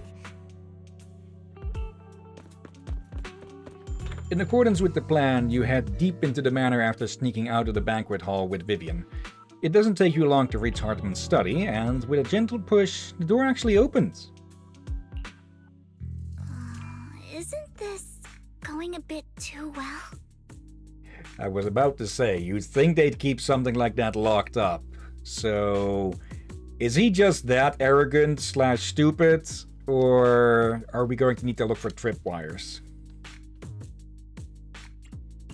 The security around the manor is really strict, but inside might be more lax. But just in case, let's tell Lycon. That's also a good point. Like, typically the outer layer of security is the toughest, and past that things are, well, relaxed because, let's be honest, not everyone wants to open 5 different locks just to get into the fucking linen closet. Right. Having some backup would be safer. Let's check Hartman's recent correspondences for clues. I still have concerns about the sacrifice core. Right. Though the core he gave Dina was fake, Hartman might have left a trick up his sleeve and hid the real one. Then let's split up. And search for clues, gang. Somewhere Lycan goes ruh-roh. Oh no. You and Vivian search through Hartman's office for a while, but find nothing. Just then, footsteps suddenly come from the outside, and in a moment of panic, you hide behind the desk. Esteemed guests, is the catering at the Ravenlock family banquet not to your satisfaction? Yeah, I'm pretty sure he recognizes right on the spot. So much so that these 2 distinguished guests felt the need to come to my humble office to scavenge for food. Don't want to come out? Well, after all, you don't have long left. Burton, that greedy idiot, fell for the mayor's trap. But I never expected that he would bring you into my territory. I suppose I should thank him. Otherwise, I would have had to go to great lengths to eliminate you. Vivian, Phaethon, give Hugo my regards. That's supposed to say that you killed him already or something? Tell him I shall be taking the wealth and power of the Ravenlock family for myself.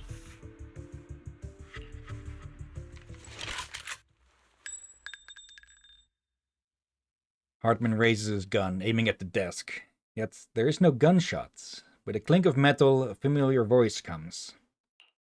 The bullet? How?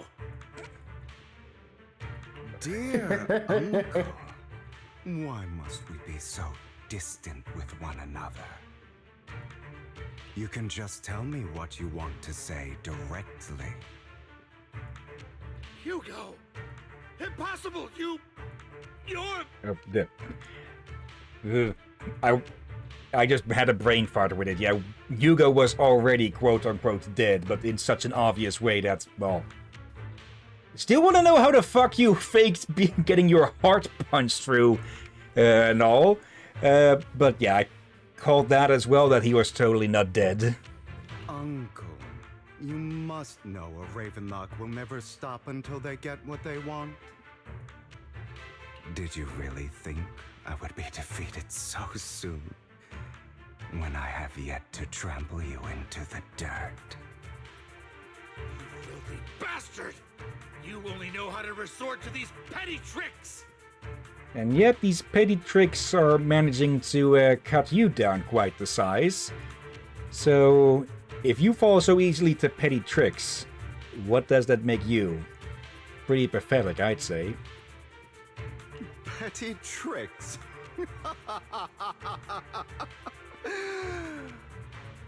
Perhaps you'd like to know what I managed to accomplish using this faked death of mine. My dear uncle.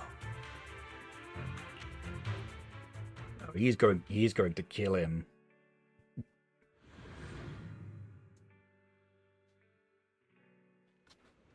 Shortly before... Faking my own death. Hope it's all worth the theatrics in the end. It was just to keep Hartman off my back, but maybe I went a little overboard. The manager must be pretty shaken up. I should apologize at some point. So you two did manage to work together on that, huh? Lycon along. He's my partner in crime, after all. Okay, you owe us Lycon for this. You're late. Yeah. So strict. Spare me a moment to catch my breath, will you? You're taking longer to rest than I expected. Lycon, you think too highly of my physical capabilities. Well, thank you for your cooperation. I must say, if nothing else, at least your acting skills have improved.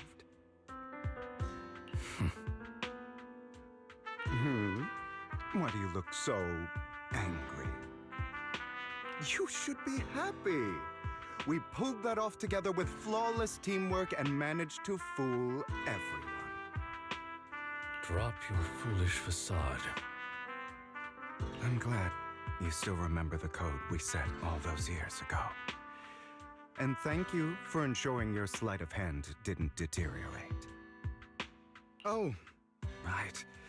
I should also thank the blood bag hidden in my clothes and our other props. Do you remember when we last used this trick? It was probably ages ago. Sometimes I really don't understand you. I'll respond in a second once we're out of this, Lyra. Have you never thought about what the consequences would be if I didn't understand your code? If I decided against helping you? Or if I just couldn't control my strength properly? You'd understand it. Of course, if things really did go awry, I had alternative plans. You wouldn't be so arrogant as to think I'd bet everything on you, would you? You're insane. Aw, I'm flattered. So what exactly is the purpose behind all this? Surely after going to such great lengths to erase your own existence, you don't just plan to hide here and reminisce about the past with me. Don't try to brush this off. I've already helped you enact your plan. Tell me the truth. Don't get your tail in a twist. I have more plans that require your assistance, so naturally I would not hide anything from you. Simply put, as things stand, whether as Hugo Vlad or as Mockingbird, I am doomed to die. Seems you've made quite a few enemies. As a member of the Ravenlock family, I negotiated with Edmund and managed to obtain resources from Tops for my future plans. I also confirmed what attitude they held toward your master, the Mayflower family. Meanwhile, I used my identity in Mockingbird to strike a deal with Hartman and gather information on their collaboration with the remnants of the Exaltists. That's where I got my intel on what Bringer left. Remnants? Oh, by the way, the crime declaration letter that your dear mayor received, that was also sent by yours truly. Wait, what? Oh, did you do that to spur the other idiots into action? He's probably figured that out by now, right? Though I'm not sure if he told you. The mayor learned about the sacrifice attacks through his own means, but lacked an opportunity to take action. That warning letter was precisely what he needed. Or that, yeah. You aren't hopeless yet. How delightful. In short, I'm more well-informed than your lot because I get around, dealing with all these different important figures. But of course, it comes at a cost. It's only fair. After all, you can't hide the smoke from a wildfire. Rather than trying to carefully tame it and risk setting yourself alight, it's better to let it burn free. When I helped you put on your little act, killing you in front of everyone, you left the sacrifice core to Hartman. That was intentional too, then? Oh, yes. And it worked like a charm, didn't it? Now no one cares for me anymore, and all eyes are on Hartman. A perfect situation for keeping the Ravenlock family in check while dealing a cutting blow to the Exaltists behind them. Yeah, because that was the fake core, I presume. Another crucial point is Vivian and Phaethon. I must sever any ties they have with me or Mockingbird. Although I feel bad for Phaethon about what happened, but it had to be done. That's the only way they would be safe, allowing the plan to continue. I noticed that you never turned your blade toward Master Proxy. So, those words you said back then were also... I will bloody my hands. I will carry the weight of my sins. I will become the Abyss. Obviously, it was all an act. My acting has always been impeccable, as you know. Hugo, you're taking such a tremendous risk. Why? Would you believe me if I said it's for justice? But unfortunately, it's not. I want revenge on the Ravenlock family. And I will make sure that despicable excuse for a human being, Hartman, suffers a slow, torturous end. Of course, I also promised Vivian that I would help her investigate the whole thing with the Exaltists. That's all. You don't look too good. Is it your wounds? No. This is the first problem I plan to resolve. Lycon, do you have a place that is sufficiently discreet, quiet, and can take a lot of damage? What are you plotting? Okay, I'll take this moment to read then. Let's see. Oh, that was pretty good. Do you watch anime? I think you missed my chats. I'm not too active of an anime watcher, but I certainly have some that I do watch. And actually, Drakir and me have been watching Digimon, the new Digimon Adventure from 2020 lately.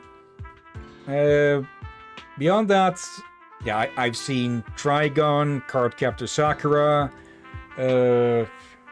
most of the older Digimon stuff. I think I watched that through about its 5th or 6th season or something, or a series more like. Not exactly sure where I start with it. But I'm not too active as an anime fan or something, or where one would draw the line as to who is a fan of what or not. That's always a fluid thing. But yeah, I do enjoy some anime, definitely. Though I'm less for the slice of life stuff or something. Let's see. Lyra, I should try. I think you pressed enter a bit too earlier on that or something. Try what? Digimon? Let's see, that's good. By the way, your V2 model is good. Yeah, I slapped this one together myself. And I do have a friend working on an improved replacement for it. Let's see. Lycon leads Hugo to a small warehouse in Port Elpis. Hugo looks quite pleased with the place. After scanning the area for a moment, he sits down on a chair, pulls out some rope, and ties himself up. Okay, Houdini. What are you up to?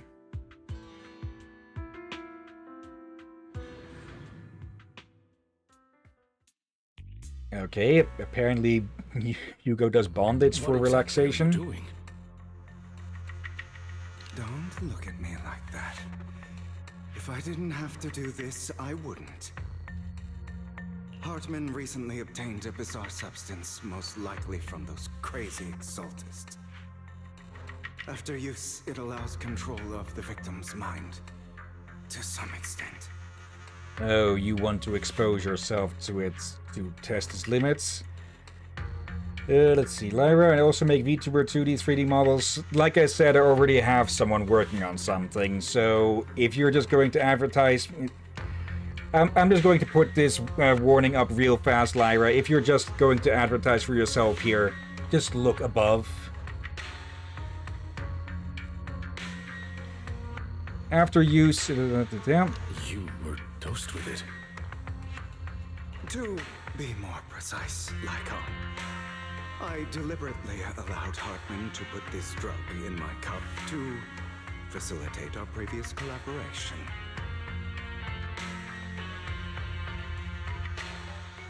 Hugo tells Lycon of what happened back in the private suites when he was negotiating with Hartman. The only reason Hartman agreed to work with him was because of this, because he had drugged that red liquid. After that, every time Hugo and Hartman met up, the latter would always add a small dose of that drug into Hugo's cup and then ask questions, attempting to glean information. After finding out about it, I quickly found someone to help analyze its composition. The good news is he gave me a very low dosage, perhaps because he was afraid I might notice. Let's see, Lyra... Okay, but just going to say this up front, not interested. Like I said, I already have someone working on something. So if you're going to keep on about this, I will ban you. The good news is that, yeah. There's a different medication that can delay its onset, preventing me from actually being under his control. I simply need to put on a show in front of my dear uncle. The bad news is that currently there is no antidote. When I delay those effects, however, they will accumulate and erupt when my body reaches its limit. It may even break my mind. And that's exactly what's happening now. I need to endure those accumulated consequences.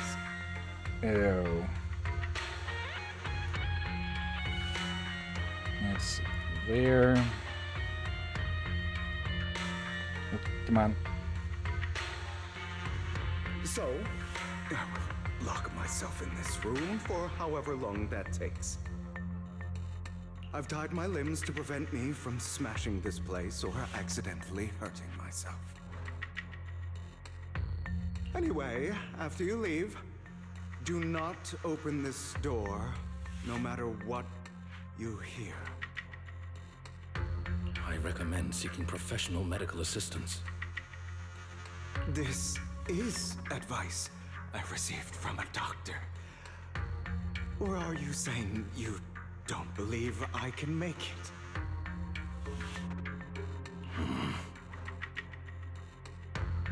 So, I can't. Come find me here at the scheduled time.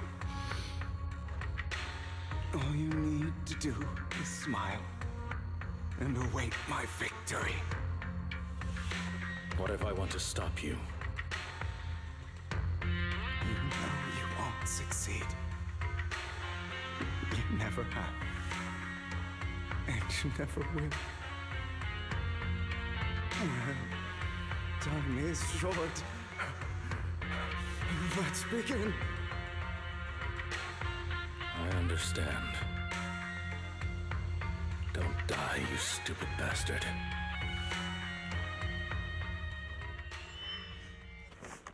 After who knows how long, after enduring seemingly endless pain, Hugo finally awakens. The ropes that bound him had come undone, though he didn't know when that had happened. Hugo checked himself over. Thankfully, he hadn't injured himself that badly while he was going crazy. After some time, Hugo straightens out his attire and tidies himself up, then opens the warehouse door. Is this because the side effects haven't worn off yet? Lycon's late. I'm surprised. Or is something wrong with time itself? Looks like someone's over there. Might as well go ask. Okay, so that's inside what that there has been. Hello? It's all your fault. Why were you born with those eyes? If it weren't for you, I wouldn't be in this mess. I had made it. I endured for so long. All those years of planning. We're so close. He already agreed. Is this his mother? You, go and beg him to reconsider for me, okay? Tell him you'll do anything. Tell him to take me back. No, he won't want to see you now. You can't go and see him. Call it. It's all your fault. I wish I had never given birth to you. The woman's face is distorted with hatred, as if the person before her is not her child, but an enemy who destroyed her future. She blames all her misfortune on this innocent child.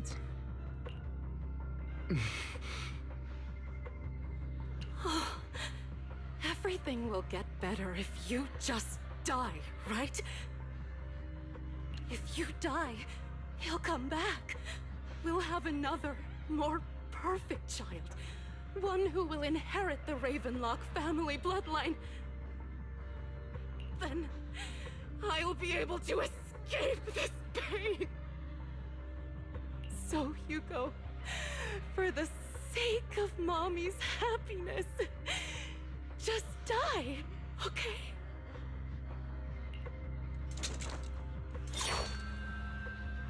She raises her hand to reveal a pair of scissors, the tip gleaming with chilling light. She thrusts the sharp point towards Hugo's paler eye. And then she suddenly vanishes, as if she had never existed at all.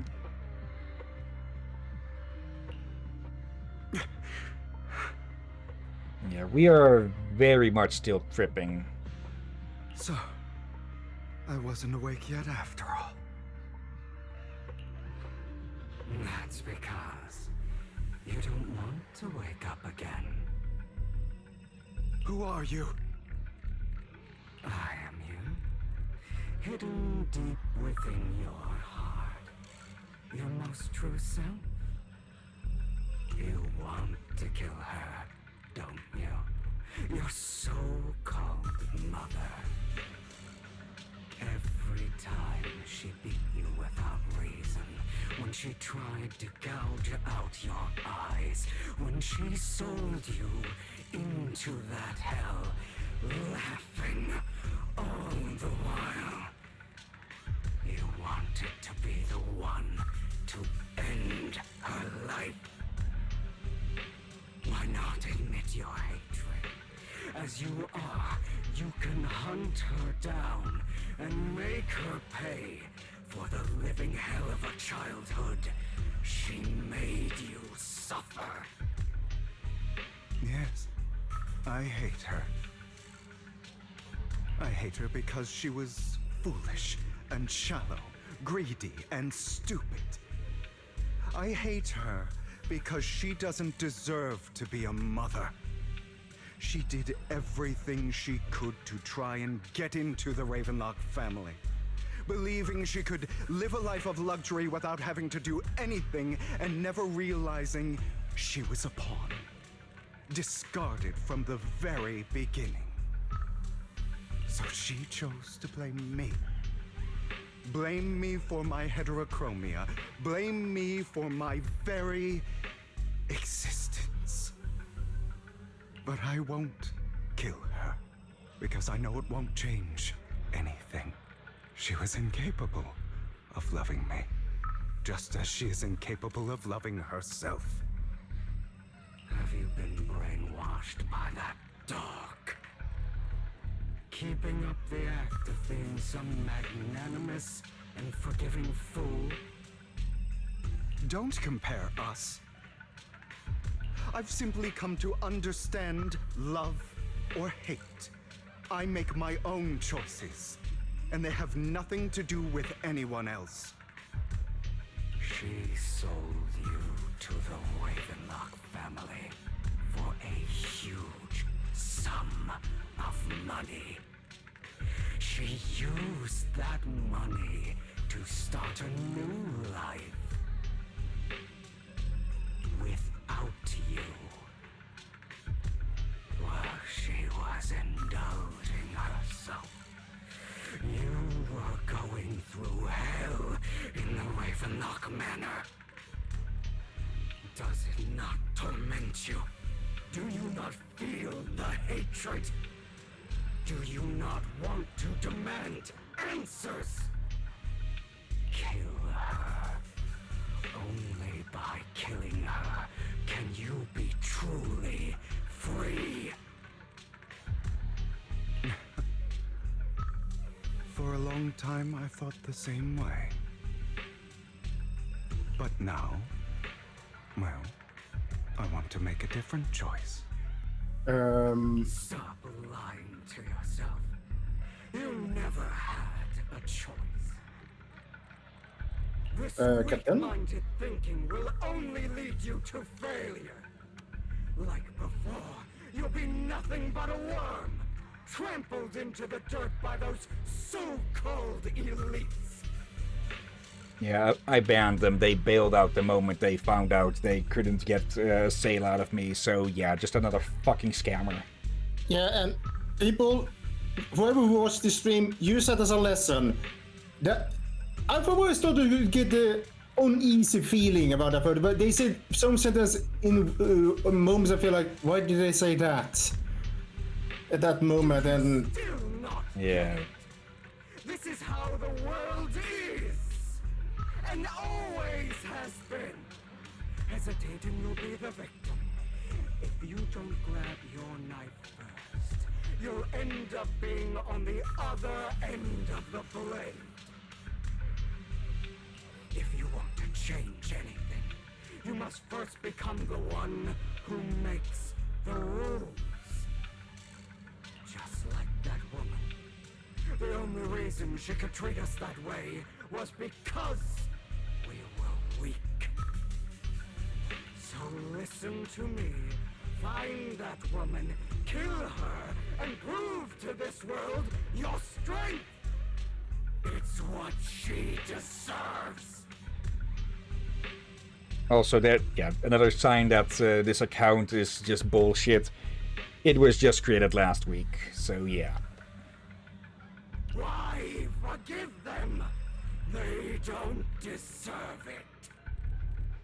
I'm not forgiving them. Or rather, I don't care about them. They don't even matter, at least not yet. You know, perhaps the person I hate the most, the one I truly cannot forgive, has never been someone else. But rather my weak, powerless past self who could do nothing but hide inside a closet and cry. I hate myself for having neither the strength nor the courage to resist.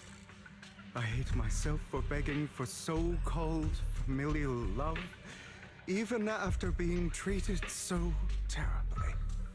I hate that despite the pain of my wounds, I still hope to receive the carrot and not the stick.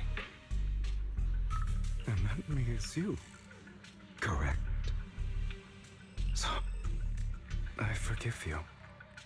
I forgive myself. You'll regret this, fool. Your pretty words mean nothing. You will ultimately return here to me.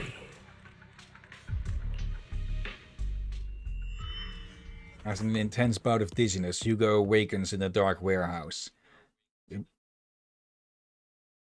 Okay, apparently the stream manager decided, let's go off mute. Okay, may need to edit that out. The ropes that bound him had come undone at some point. Hugo takes a deep breath of the damp air and stands up. Hugo straightens out his attire and tidies himself up. Then he opens the warehouse door. I see. This is still an illusion. I wonder who's going to show up this time. Giant seagull? brother.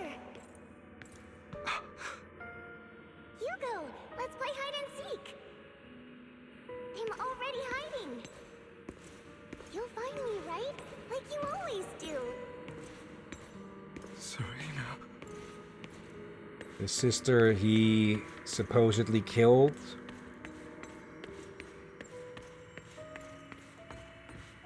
Okay, maybe I'm just a bit too much with giving the benefit of the doubt, but I've not bought any of that from the moment things started with Hugo. I found an even better hiding spot this time. Harder to find than any place you showed me. Hey, Hugo. Do you ever wonder why I had to die? It was because of me. That's right. It was because of you. It's all your fault. If only you didn't exist, I wouldn't have had to suffer.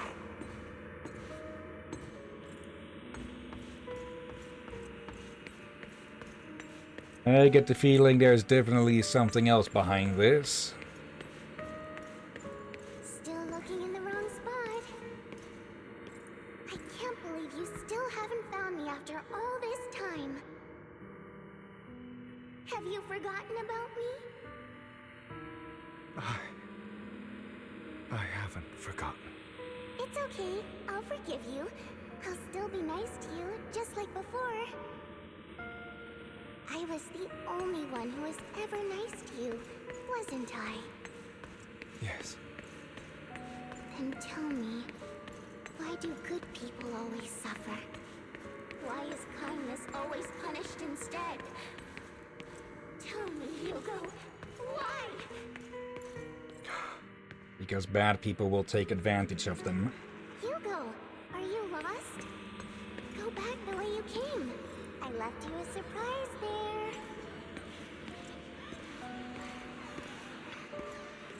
What a cruel bastard. As expected of the disgusting bastard. Lady Serena was so nice to him, yet he still have the nerve to stay in this house. They shouldn't have let him in from the start. Filthy, lowly blood. Curses and insults encircle Hugo, piercing his skin like frozen knives.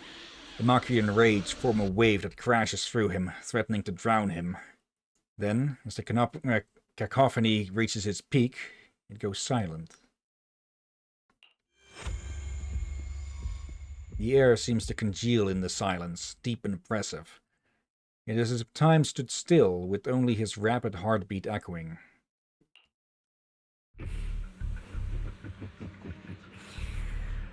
I told you that you would eventually return.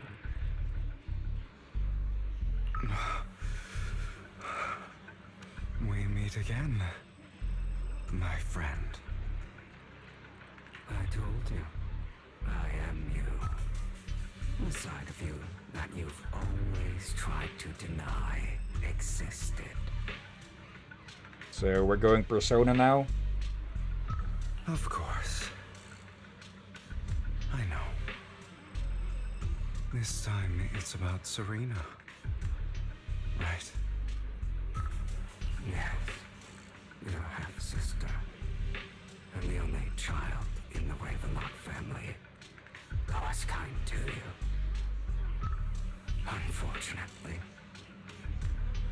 it was her kindness that led to her untimely death.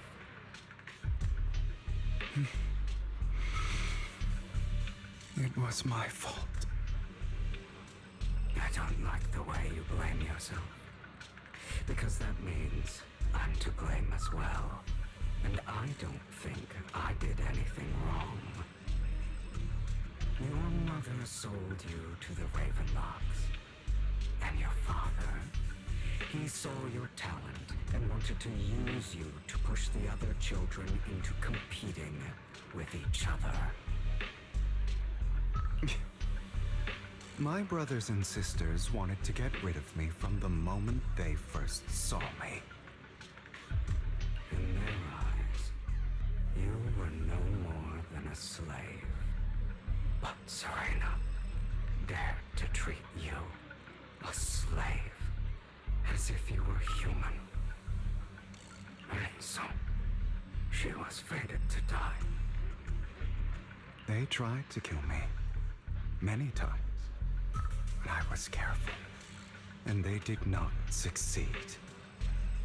So they killed Serena, who was weaker and easier taught, and pinned everything on you. Serena died in your place. Again, called it. Those cruel brats thought that by reporting this to Father, they could use it to get rid of you, a rival who threatened their positions. Yet, not only did Father not blame you for the incident, he praised you for it. In this world, only the ruthless, cruel, and merciless can stand at the top. And that's exactly what you managed to live up to, no? You found a perfect opportunity thereafter to catch the ringleader of the group who framed you and almost beat him to death.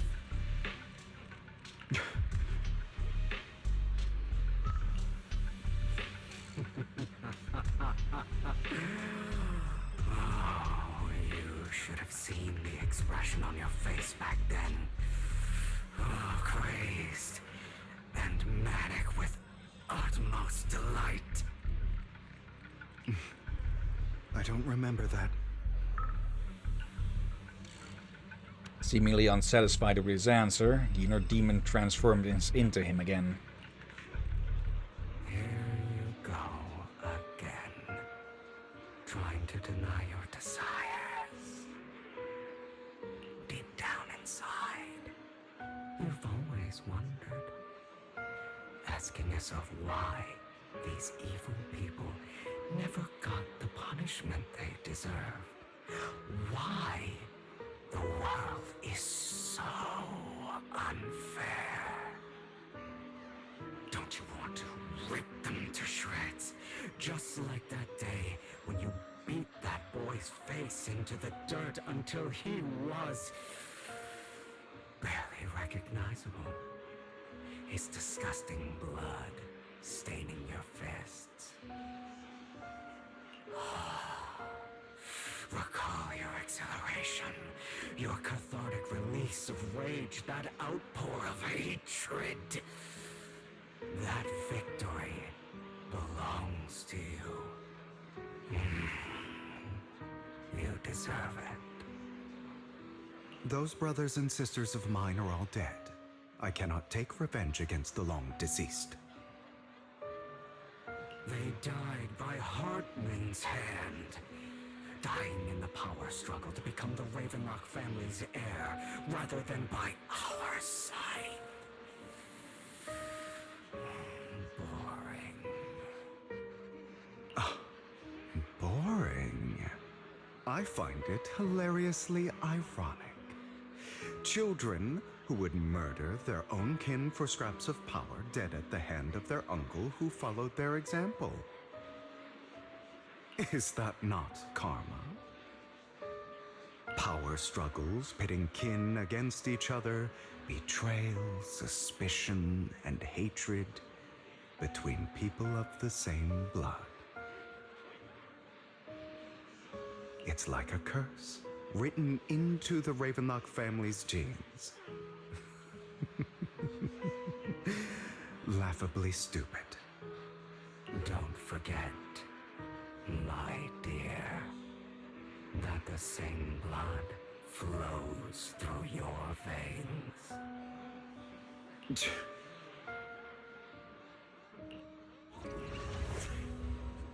As if to prove his words, the inner demon transforms into Hartman.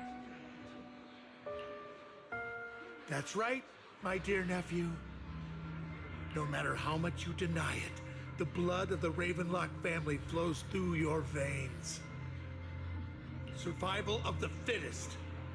Only the strongest deserve to live. Only the strongest deserve to rule. Ugh. This is the path of success that has led the Ravenlock family to victory countless times. A blessing and a curse etched into your flesh and blood. Then how do you explain the family's stiff decline lately, huh? It's almost as if going Spartan with promotion, or even fucking Klingon with the promotion system, tends to not bring the best and brightest up to the top. As long as you live, you'll never escape the mark of family. You are destined to one day become someone like me, like your father.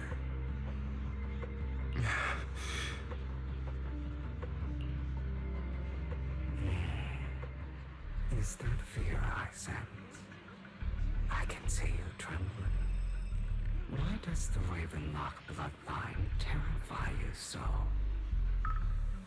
I won't become like my father. Never. You won't become a failure like him. So relax. Our power eclipses him, and so does our ambition. So, do not deny your own desires. Do not resist your own ambition. This is the talent you were born with. The best gift fate has ever given you. I'm getting the feeling this inner demon or something may be an actual inheritable affliction that the Ravenlock family may have. Though, if that is the case, it could... I'm doubtful of it, because even then it would not excuse all of the bullshit that they've pulled. Admit it. Deep within your heart lies a spark, yearning to ignite a raging inferno that will burn everything down. And I am that spark.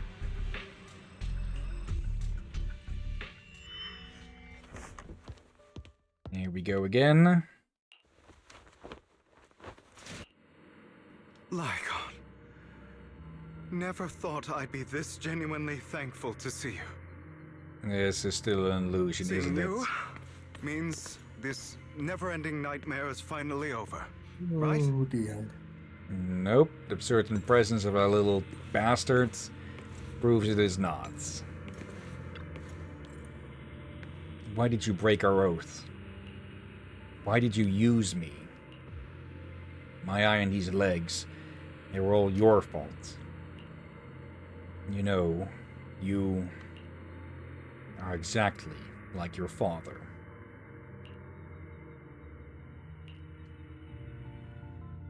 I don't want to hear something like that from you. You have no idea what that man, my father, is really like. A person who stops at nothing for their own interests and ambitions. Just like what you're doing right now. And what do you think I'm doing this for? All of this was part of your plan. You knew where the Ravenlock family was going to be, so you set Mockingbird's target there.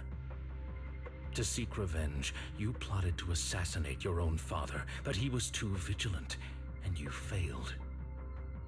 After almost being assassinated, your father was furious and locked everyone in the hall, but was unable to find the assassin.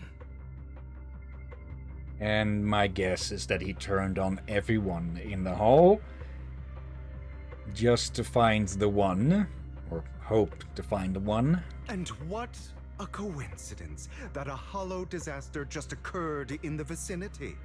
So he used it to eliminate all the unfamiliar faces there, turning them into victims of the hollow, an easy feat for the Ravenlock family. Or that. So, the one who killed innocents was my father, not me.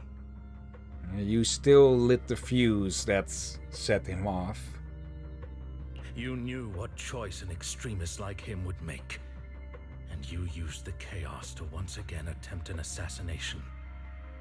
This time you succeeded. You killed your own father at the cost of innocent lives. Admit it, Hugo.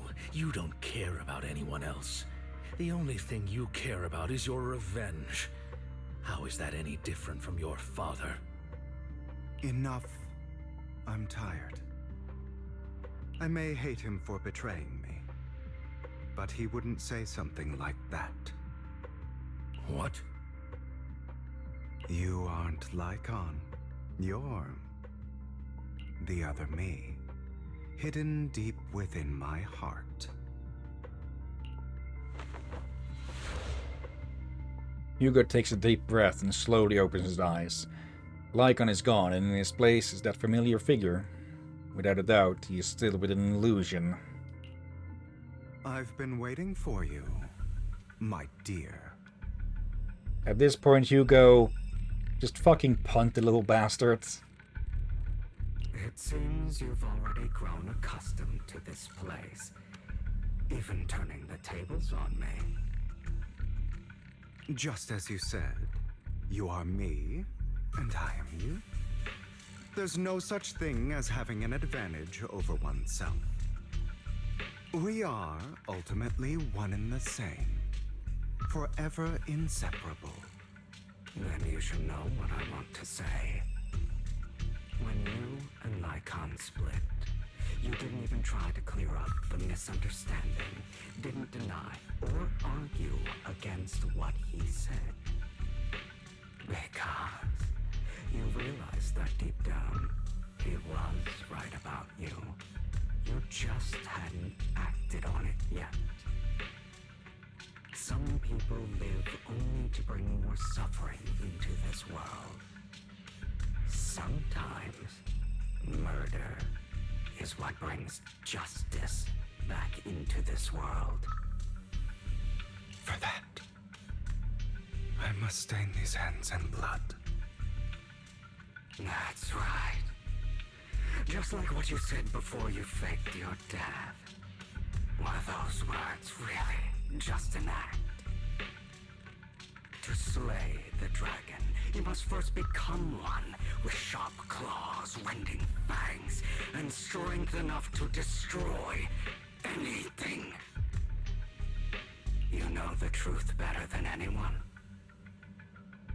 If you hadn't hesitated and instead seized the first opportunity to kill your father, none of what followed would have happened. Innocent civilians wouldn't have died. Your partner wouldn't have lost an eye and both legs trying to save people. And Mockingbird would have never gotten to that point. You can save more people. Save good people. Save more lives than the evil ones you take. I've spent countless hours in regret over that incident. So why not submit to your true nature? You want to be the judge, jury, and executioner of this world. And you can. I wasn't responsible for Father's death. The true mastermind is my uncle, Hartman. His schemes to kill the head of the family were all so he could take control. Mockingbird was simply unlucky enough to get caught up in it. So, for a behemoth like the Ravenlock family, with its roots so deep, a single person's death, regardless of who that person is, wouldn't change anything. Of course, whether it's Tops, the Mayflower family, or even the entire world, it's actually all the same. I refuse to be dragged down by pointless hatred any longer. You foolish, stubborn idiot. Do you understand the power of hatred? Have we not come this far precisely because of it? Or are you going to follow Lycon and Jack's twisted logic? Come on. You don't actually trust anyone? Otherwise, why would you hide this whole scheme of faking your death from them?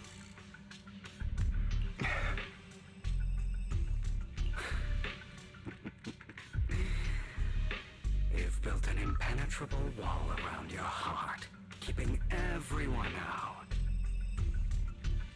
Of course you are right to do so. No one in this world can be trusted. Always. All you'll receive is hatred from your own blood and no love. Suspicion from your companions, and betrayal that comes all too easily. But the most ridiculous thing is that you want them to trust you.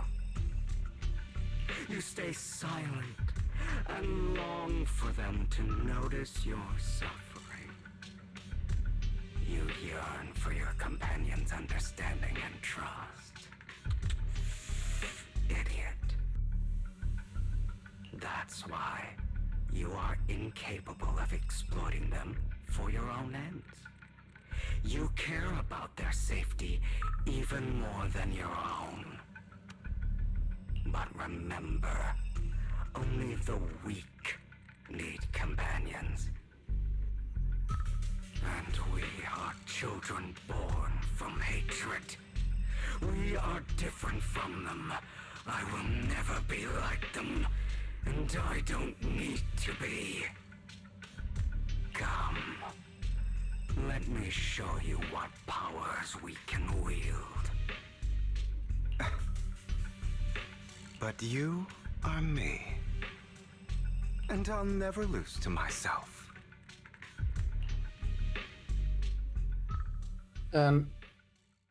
Aurora asking you a question? Let's see. Aurora, I'm guessing Lyra turned out to be a bot. No, just another fucking art scammer. Sorry, was cooking dinner. No problem. Welcome back. Okay.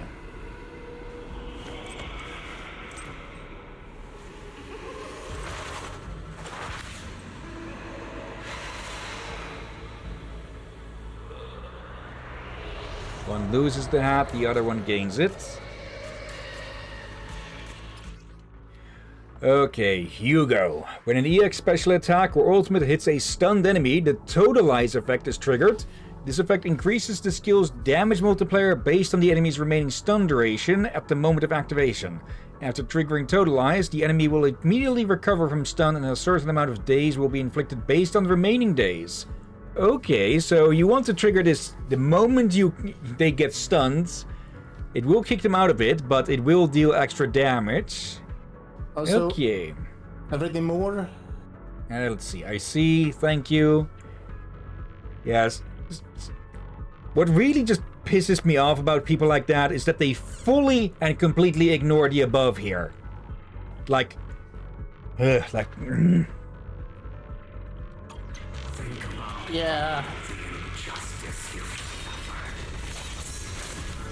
If you choose to forgive, you're betraying yourself. You know that. Letting you consume me would be the real betrayal to myself.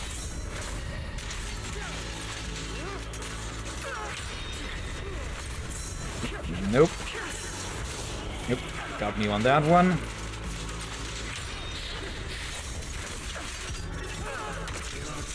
Nope.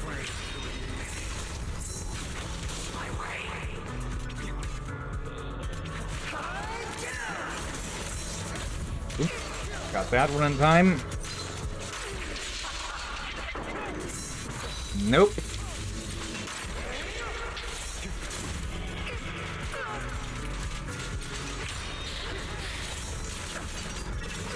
You're too scared to face your true self and what you truly desire.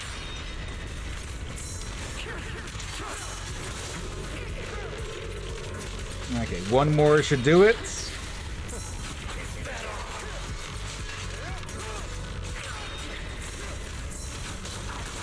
Wait.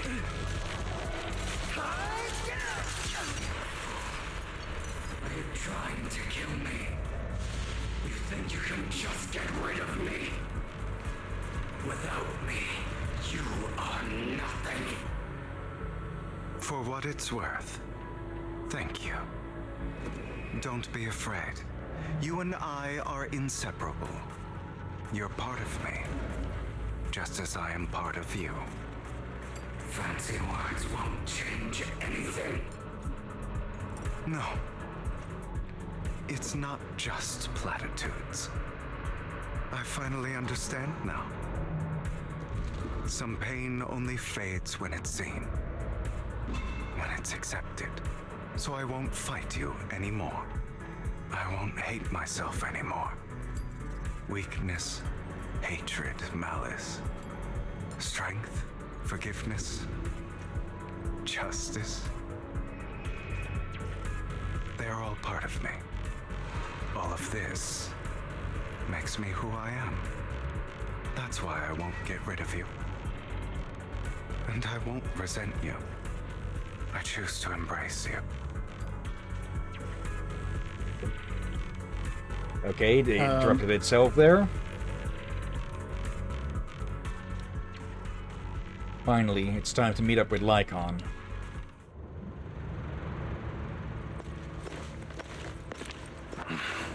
Hugo, it's time.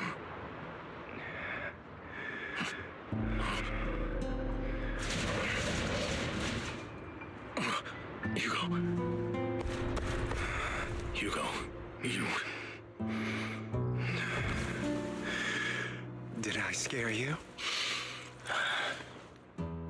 I made it through. I won. No praise for me, my dearest partner.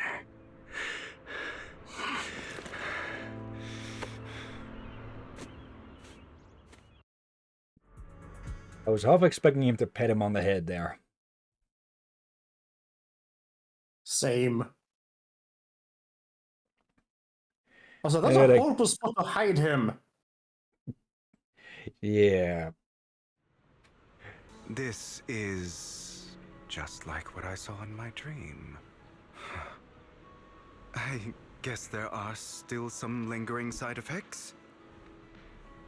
This one has some more details, but yeah, this is indeed a bad spot to hide someone like that, because, well, this is probably likely to draw people in, and then a lot of people are going to question, why the fuck does it sound like there's a BDSM event going on in there? Actually, wait, they mentioned this earlier. They said earlier that people have heard strange sounds coming around from the port. It was Hugo. Okay. Again, proving me wrong with less foreshadowing for the characters and such. Look at the garbage can. As I realize now, it's a garbage can. Yeah. Oh, bloody hell. Why design that? Like... Because seagulls only have trash on the mind. Oh, no. My former partner. You're still as punctual as ever. And yeah, I'm going to slap a massive fucking trigger warning on all of that. Are you sure you are fully recovered? How about we fight? And I'll show you how recovered I am. I refuse to fight someone who is in need of medical attention. What the? Chat? Let's see, Aurora. I googled Hugo's VA, and apparently it's Jimmy Yamaguchi. That last name sounds familiar. When I checked his other project, he featured in Sim Settlements, which is a mod for Fallout 4 that I really liked. Sorry, I just random info. I'd completely forgotten about that mod.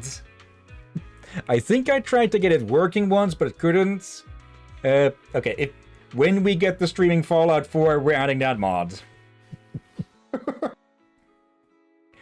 Let's see. Lycon falls silent for a moment and eventually hands over a coin. No, looking at the packaging, it's not a coin, but a familiar chocolate. How thoughtful. I'm touched. Or perhaps is this simply part of Victoria Housekeeping's professional care? I'd rather you not starve to death. And, well, the sugar boost will probably help him. Hugo takes the coin. After a moment of silence, he eventually eats it. Not to your liking. I'm fairly certain this is the same kind as before. No. I've just gone too long without food. It feels a bit uncomfortable. Either way, thank you. Now tell me, what exactly happened in the warehouse? Just going a bit crazy from... you know what? Were you expecting anything else? We were chasing the white rabbit for quite a while. Though in this case it was a black rabbit. But... Bamboo. I did have a very long dream. A dream about many things from the past. If I had to put it into words, it would be like giving myself psychological therapy. You seem like you could benefit from some too. How about it? Want to book a session with me? Trust me, I'm a pro. Seems you really have recovered. Well, of course. I'm feeling pretty great right now. Like I could argue with you all day on every petty detail of who exactly was in the wrong back then. I wanted to ask, what you said about Mockingbird before, when you faked your death, was that part of the act? Oh, you mean the part about how Mockingbird has never really changed anything or saved anyone. I didn't expect you to still be so hung up on this. Interesting. After all, it was you who chose to betray Mockingbird. To betray me. Shut up. Just as I said before, I never considered Mockingbird a failure. Perhaps Mockingbird deviated from its origins, but it has its value. You shouldn't reject the things you've done, or Mockingbird. I have contemplated this before. Yes.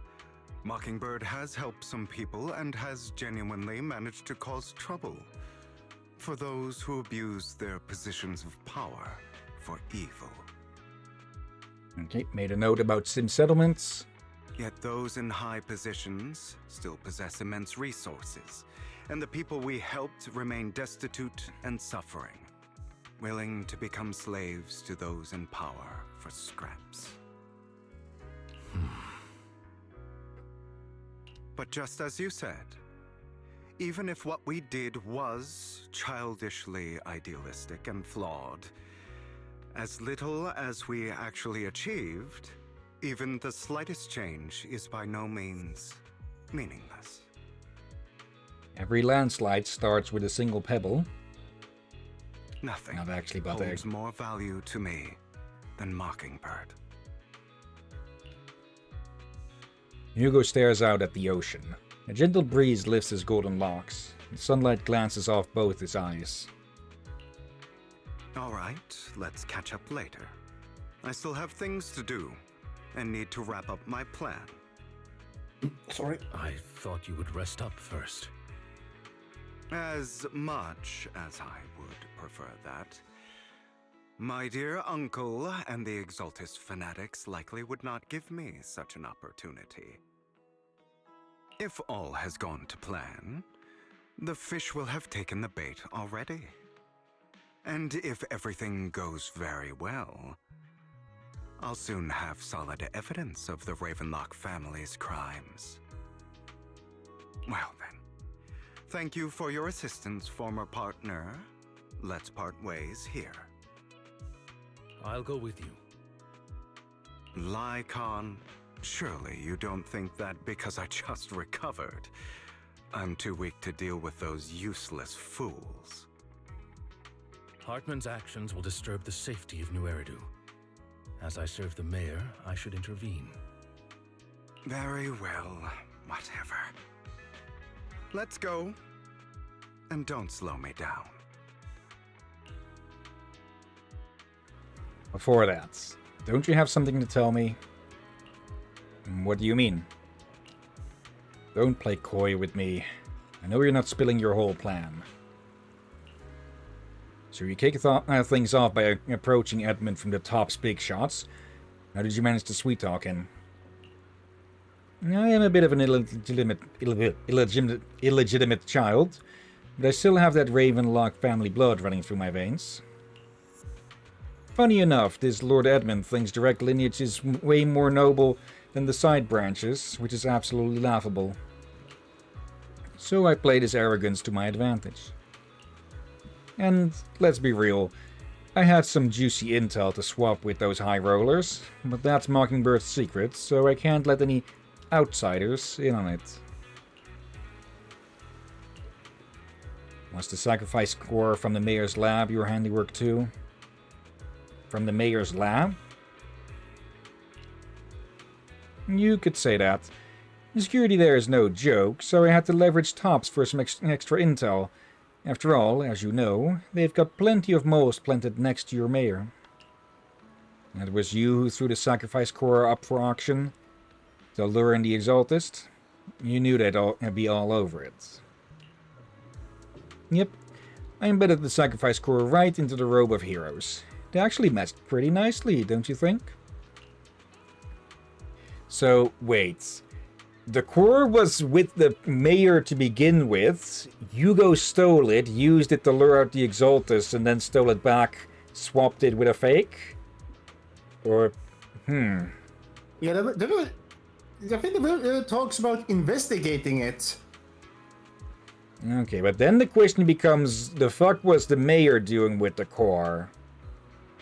Presumably investigating it, analyzing it, but yeah, we don't really know too much about the mayor, so they may become a future enemy if their intentions with the core prove to be less than generous.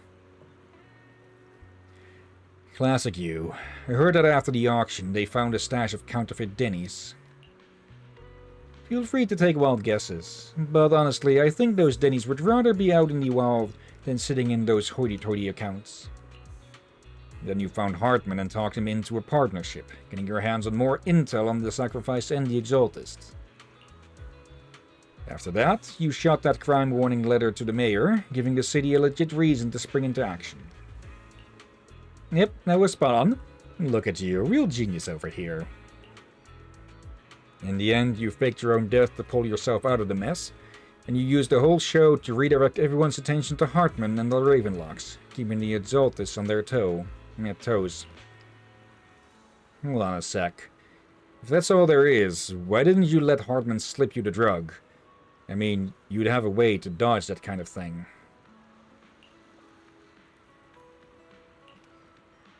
Lycon, I've got something I've been keeping on the wraps. Actually, I've teamed up with your beloved mayor. What? When it comes to stopping the Exaltist, the mayor and I are on the same wavelength, so we can totally collaborate. Do they mean... are they missing an S here with Exaltists? I think they're making a small grammar error. What you should be wondering is why he didn't clue you in on this. The mayor must have his own reasons. If you can convince yourself of that, some more power to you. Just know, if you ever want to swing back to Mockingbird, you can come beg me. And make sure to turn you down gracefully. Dick. Alright, enough chit-chat. We've got bigger things to deal with. And after like a half hour, we finally cut back to Belle and Vivian. 1.5 hours, you mean? I don't think it was that long ago. Okay, I think putting in a it mark might to be- check how long that took. Yeah, it might at least been 1 hour. Okay, and here I was bringing up the fact that they were putting in some more pauses to make it easier to stop, and then they just throw this big chunk at us. I'm sure you've heard about the missing workers from companies under the Ravenlock family, too. I know where they are. Just making sure I don't outrun the... Those are Ravenlock's men. The workers with them are the victims who were tricked into going into the Hollow. Come on, let's get them out of here. You sure you want to try me, dudes? After you just saw me cut 4 people to shreds? Ah. You untie the workers. Thank goodness someone's here to save us. Thank you. You're welcome. So, could you tell us what those Ravenlocks did to you before they ran off? They're a bunch of liars. They tricked us into this hollow. They said they had a job with high pay for us, but they kept avoiding the topic after we got here. Something didn't seem right, so I wanted to leave. But then they showed their true colors. They tied us all up and told us they were gonna ship us off somewhere. They didn't make you take any weird medicine, did they? Medicine? No, it wasn't just us they tricked. Another group went that way. Let's see. Here, take this carrot. There's an exit nearby. You should get out of here as soon as possible. I can't thank you enough. Let's go, Hugo. We must save the rest of them. You sure are eager? A bunch of nobodies. Annoying as hell. Kill them! You're welcome to try. An opportunity.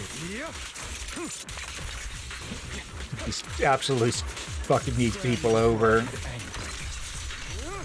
There we go. Thank you.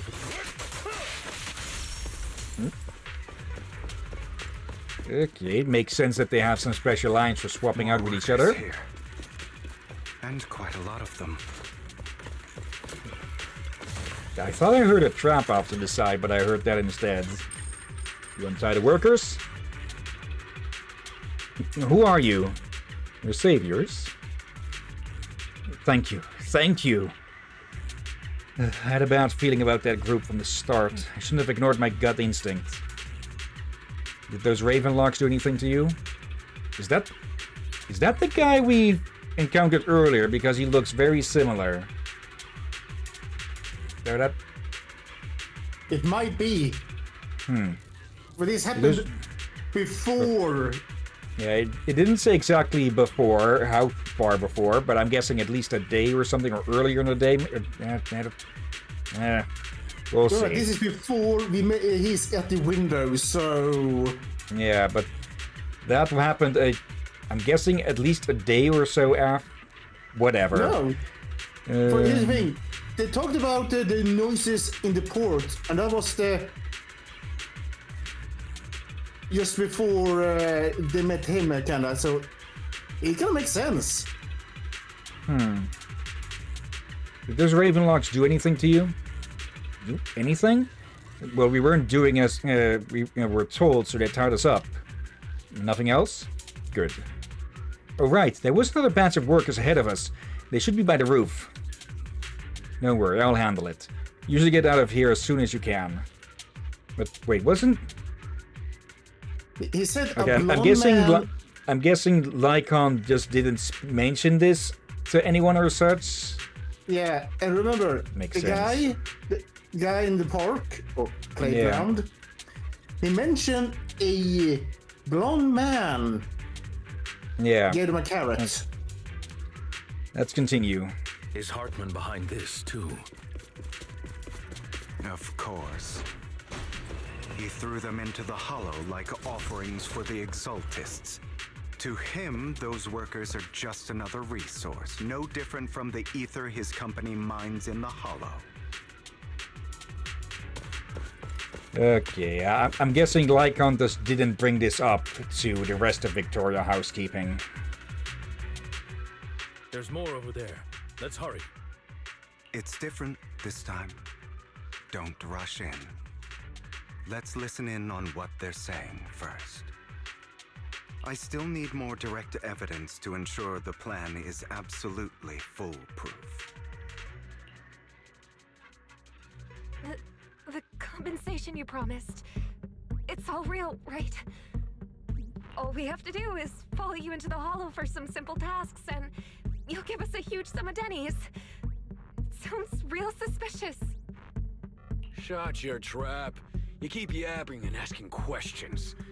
If this is all so suspicious, why were you so eager to sign up for it? Because I don't have a choice. My daughter was previously caught in the Hollow disaster and suffered severe corruption. The treatment costs have completely drained our family's savings. So that's why... It's the same for me. A serious illness at a senior age. I need the money. Yeah, they're actively preying on the desperate here. Who would risk taking a job like this unless they were desperate? I'll do it. No matter how suspicious. As long as I can get paid, I'll do anything. Even risk my life. Wait, you people from the Ravenlock family, you're part of a big company in Tops. You wouldn't go back on your word, right? Don't worry, you'll get every denny you were promised. But before we start, you all need to take this medicine first. The fierce man pulls out a bunch of white pills and gives one to each worker. Another Ravenlock family member seems a bit doubtful and leans in to whisper. Bro, should we really be doing this already? These workers keep talking. We're wasting time like this. And the sooner they take it, the sooner it'll be over. Consider it an early release for them. What? You didn't say anything about having to take pills before. Look, this is good stuff, all right? It'll increase your ether aptitude. There's tons of people who'd kill for something like this.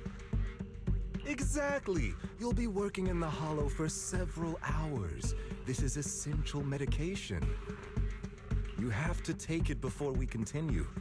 If you refuse, then you can forget about the job. Of course, you won't receive the compensation either.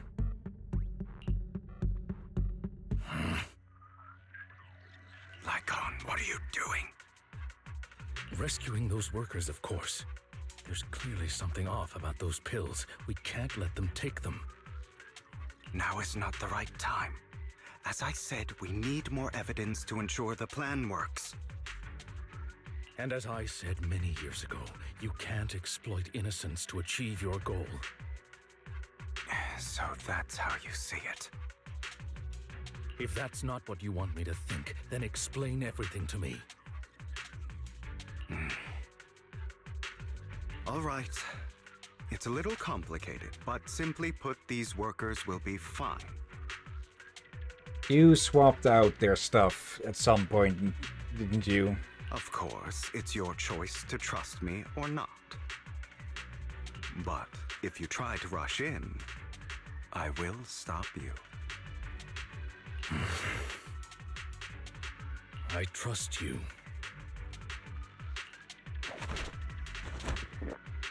Meanwhile, the workers have also made their decision. Except for the talkative worker, most of them already swallowed the pills.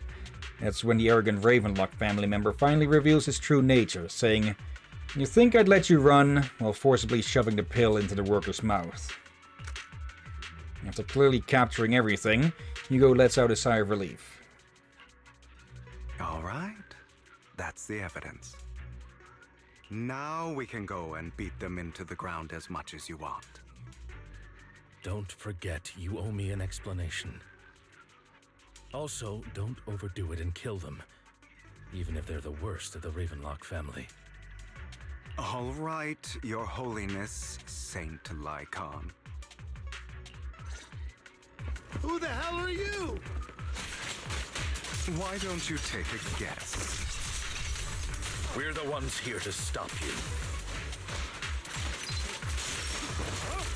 Bet you can't remember the last time we worked this well as a team. Your legs, how are they feeling? I'm fine. To be honest, I think I prefer the way you used to fight. Oop. You had a lot more aggression. I've merely learned to control my strength. There we go. Finish it with a flare. The two defeat the Ravenlock family members. But yeah, I think at this point, Lycon trusts Hugo about as far as he can throw him, which at this height will probably be quite a distance. Too soon. God damn it! Who the hell are you? How dare you mess with the Ravenlock family? Ravenlock. Savor the name while you can, for it will soon cease to exist. What's that supposed to mean? It means exactly what I said. I think this might be good for you. Sever your ties while you can. You still have a chance to walk your own path. The family's honor comes above all else. Don't dare speak of honor. Is that really what you think? I saw the compassion on your face just now. You're not from the main family, right? That's why you were assigned to these trivial tasks. But in reality, there's no need for you to keep playing this boring game for them. I don't have a choice. From the moment I was born into the Ravenlock family, You always have a choice, if you're willing to act. All right, let's end the small talk here. Hugo delivers a swift chop to the back of the necks of the Ravenlock family members. Don't worry, Lycon. I didn't hit them too hard, just enough to keep them quiet. How's that? My acting's pretty good, right? As always, a certain someone should take some lessons from you. Will you cut that shit out on Lycon, Hugo? I'll leave the rest to you then. Okie dokie. The workers carry the Ravenlock family's members away. Now only Lycon and Hugo remain. Okay, I'm guessing he contacted them before and gave them that same medicine that delayed whatever. Actually, no. We'll see what he did, if he'll even explain. Okay. No, we'll... Now can you tell me exactly what's going on here? As you can see, that worker just now was actually an informant of mine.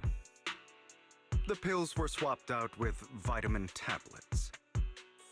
Outside of this batch, some workers have already taken the actual substance Hartman has. But rest assured, the antidote for it is already in development. I found the best in the field to help, and with the data I collected before, we should have results soon. I wanted to ask. The reason you decided to lock yourself in a room and endure the effects of the drug. Besides getting evidence, it was also to collect data on this drug in order to create an antidote, correct? It seems you're not completely beyond hope. I thought you were just being stubborn. Oh, that as well, probably. Sometimes I wonder if you know me at all. Then, I have one last question. Why did you never tell me any of this back then? The truth is, I heard everything. That entire conversation between you and Jack. Before he passed away in that small attic. When Jack called you aside and gave you those warnings. When he told me you might go down the wrong path? That's right. You never said anything. What would I even do? Scream and rage over your suspicions, or get on my knees and beg for you to trust me?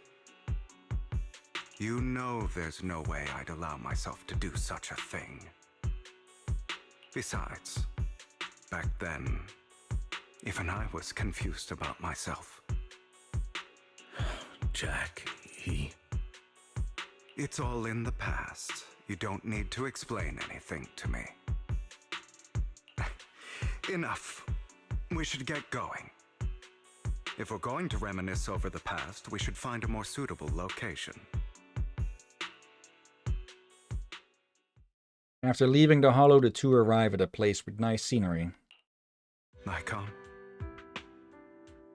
That incident back then. I didn't do it. It was a scheme Hartman devised to take over the family. It was Hartman who killed my father, too. I only discovered the truth long after the fact. This is the exact spot where the sage in a barrel is usually, so I guess he went on a break somewhere. Because him rattling around would rather ruin the scene quite a bit, huh? He's very, very still. Was I he? did indeed attack my father, and I thought he was dead. But he wasn't. I couldn't kill him. And even before that, if I hadn't hesitated, none of what followed would have happened. Even now, I still think they deserve death. But I no longer care to personally deliver that fate. They're beneath me. And I have more important things to do. You...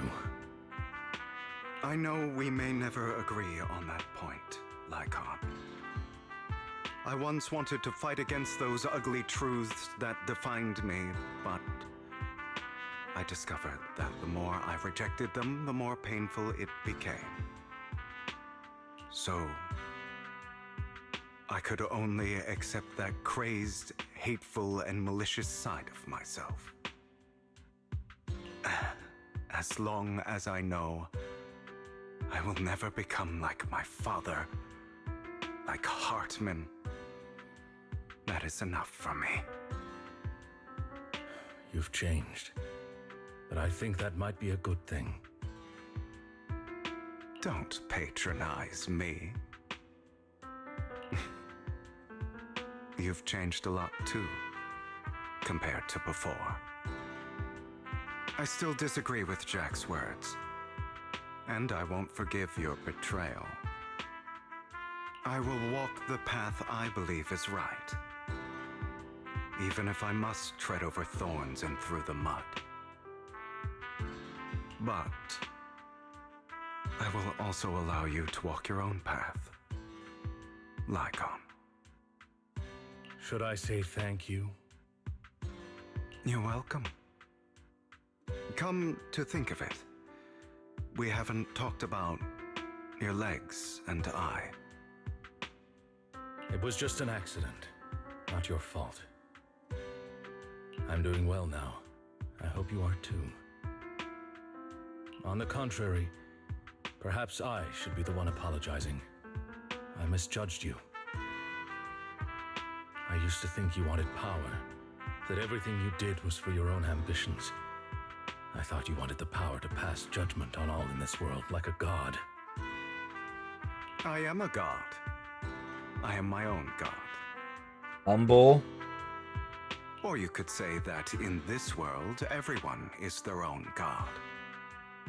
There are many things that we are powerless to change. But there are also many choices we can make.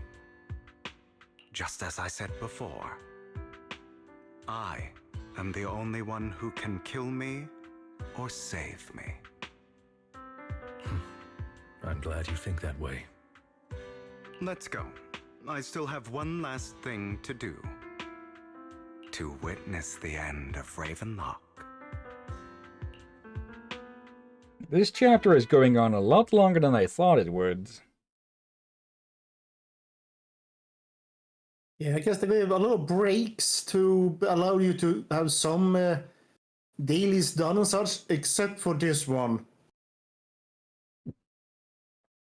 As Hugo recounts the process of gathering evidence, Hartman, unable to listen any longer, slams the table in anger. You've been talking for 4 hours straight, you fuck! I'm hungry, I need to go take a shit! You really think you can take my place if I die? Never, you filthy bastard! Your little tricks mean nothing. As long as the Ravenlock family stands, I can still get back on my feet. You still don't get it, do you? This was never about avenging my father. And I don't care about taking your place. I didn't come this far just to kill you. That'd be pathetic. Right on cue. Why don't you take a look at this, Uncle? Oh, he leaked the news. On behalf of TOPS, I'd like to clarify that we had no involvement in the Ravenlock family's actions.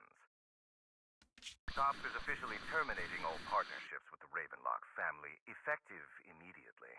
We will have no further affiliation with them. Is that Edmund? The thing we identified him by was the thing on his forehead, and well, it's not being shown, so... Are you crazy? What the hell do you get out of ruining the Ravenlocks? You want to be a petty thief forever? Thief? Oh, Uncle. Allow me to reintroduce myself. I'm the name people whisper about. The one who robs the rich and gives to the poor. I'm the master con artist who can fool anyone, anytime. I'm the leader of Mockingbird. The one who turns every headline into my own stage. I have friends who'd catch me if I fall, partners who'd shed tears for me, and allies who always have my back.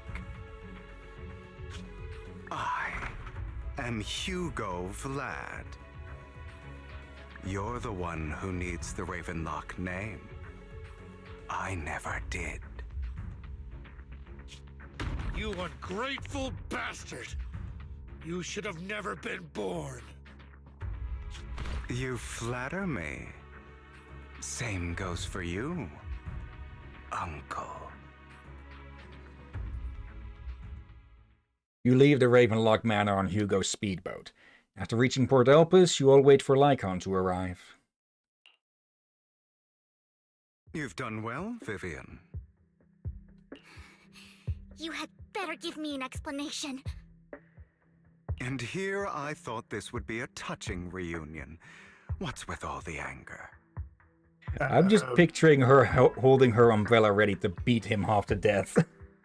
I imagine her doing the fern pout. The horror. Hugo, I'm a member of Mockingbird too. And I mourned your death. Listen, Vivian. I don't want you or the people you cherish to get caught up in danger because of me. I've always been selfish. So I don't hesitate to use you all as variables in my plans. But it is because I am selfish that I also don't want my failures to affect my treasured companions. In any case, if you were in the same position, would you not make the same decisions? Oh, he's so getting beaten with the umbrella. Lycon's taking care of everything outside. We should go.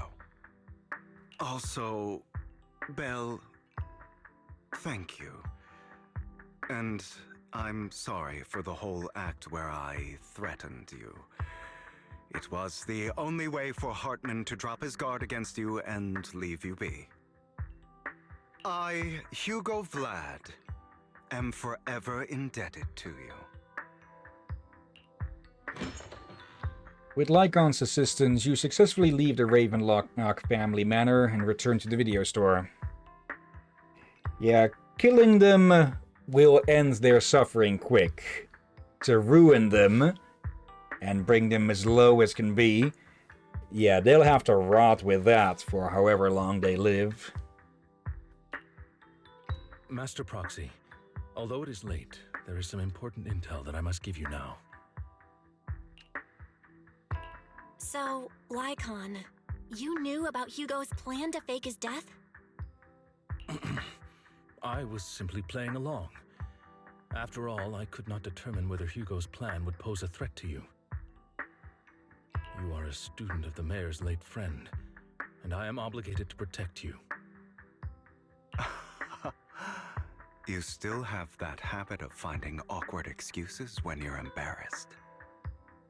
Mr. Hugo Vlad, if you have any important intelligence to share, please do so with haste.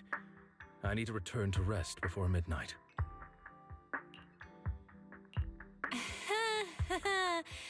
You two sure are close. For the sake of a certain old fossil's sleep schedule, I'll keep it brief. I learned from Camille that Dina intends to embed the sacrifice core into the sacrifice. Apparently, it will make the sacrifice much stronger. It'll make a sacrifice squared. Sacrifices created this way will not retain their minds and will indiscriminately attack all living beings, including their creator. Oh, great. So the Exaltists don't do this. It would bring them no benefit. But Dina's concoction can control people's minds. If a person takes the pill and is injected with the serum Landon left behind, the sacrifice would be under its creator's control.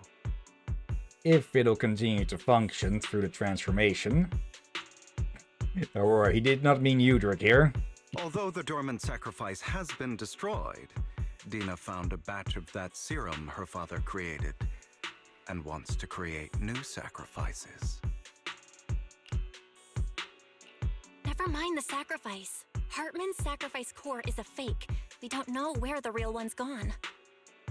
The real core has always been here. Here? In Lord Phaethon's video store? Okay, when did you...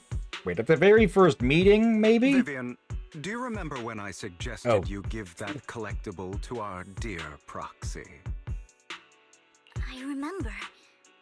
But that was just an ordinary pendant. And I've met the person who submitted it. She has absolutely no connection to the Exaltists. How about our dear Proxy take out that pendant so we can take a look? You somehow got it inside it, didn't you? After finding the pendant sent by Vivian, Hugo takes it and gently presses a hidden clasp. The pendant clicks open from the middle. Inside is the sacrifice core. Yeah, I called it as well that this thing would open up at some point, huh? Or would likely open up at some point. Did anyone notice that something may have been inside it since it's so hollow? Well, it looks like the hinge is on the inside, so I'm guessing nobody noticed that it would be able to open, and it might have been just put in the design.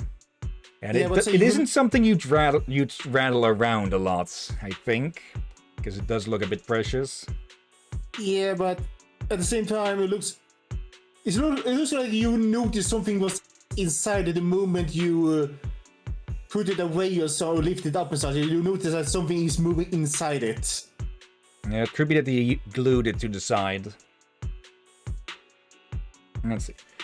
Looks like an expensive and exquisite piece of art, and no one could have guessed it could be opened. Inside it conceals the mysterious sacrifice core. Yeah. Well, also, we're going to look for the nearest construction site and chuck this thing in wet concrete. Also, before we forget, the reason I reacted... Don't insult people for trying to have a healthy sleep hour and all that.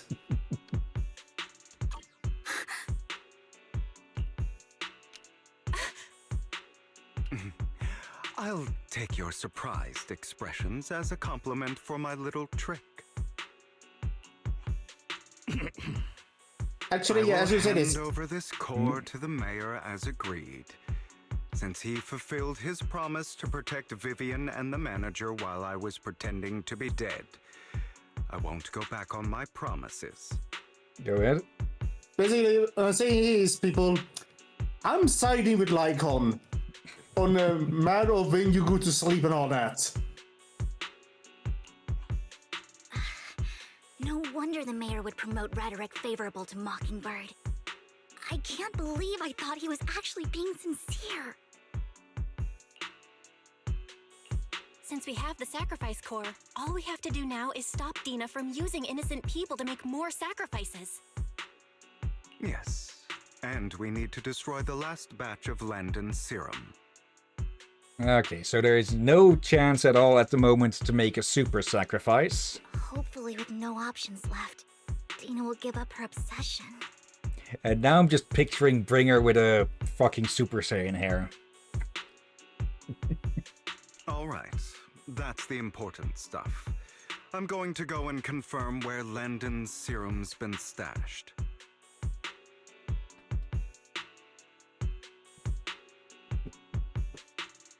The captain I'll turns stiff. contact you again once I have something. I think this explains why. Where'd you... Yep, she's roaming around on the bed again. I can't hear you, there's a cat in my ear. What's wrong, Lycon? Weren't you in a rush to get back and rest? You act like you were gonna turn into a werewolf after midnight or something. How are you feeling now? Relax, I'm not kicking the bucket just yet. And you look a bit more run down than before. I accidentally kicked my bucket. Just getting over something nasty, that's all. Risking your neck like that wasn't exactly smart. Maybe you should have... Lycon, remember what I said back when I faked my death? For a permanent and absolute victory, we must endure the pain of cutting away rotten flesh, and persevere through the darkest hour before dawn. Not wrong, sure. It was arrogant enough. Instead of playing God and picking who lives or dies, I'd rather just do what I can do. Because at the end of the day, a person can only shape their own destiny, nothing more. You've really come a long way. Well, I appreciate the compliment. Are you just sitting at the edge of the bed? Oh dear. Also, for people wondering, I have a bucket near me. Which I had since one of the times where I was sick and just doing streams just in case I needed to.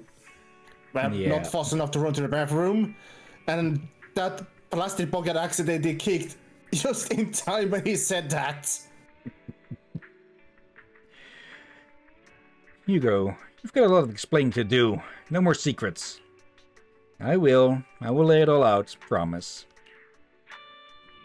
After a little chat, Lycon, Hugo, and Vivian say their goodbye and take off. Back in your room, you drift off to a deep, nice sleep. Somewhere, Hugo gets beaten with an umbrella. Belle, Hugo sent a message earlier, and there is new progress in the sacrifice situation. They found a large batch of unused sacrifice serum. He wants us to be their guide. He, Vivian, and Lycon will be heading into the Hollow with us to destroy the serum. And I'll use the HD system this time to head into the Hollow with you all. Tell me when you're ready, and remember to bring Eos with you. Okay. Wait. Should we? Probably should not, yeah. Since, well, we saw how long that part... It went on for so long that Six fell asleep. Yeah, and also, I need to say this. I blame you for this. Oh? I just had an idea for a parody song thanks to what you said. Oh? I'll give you the title, and you can guess what it's parody of. Beat you up with my umbrella. Yeah, umbrella, Ella, A. I forget the name of the artist. Damn it, I forgot as well. You come here to fish often. How's the catch? I live nearby, so yeah, I come pretty often. This area is pretty good for sea fishing. Plus a few experienced seniors have been teaching me, so the yield's been pretty good. Experienced seniors? If you can catch so many fish, your seniors must catch even more, right? Can I buy a few fish from them? Seems like the seafood shack at the end of the walkway can cook them for me. Buy fish from them. I'm afraid not. I'm afraid that's...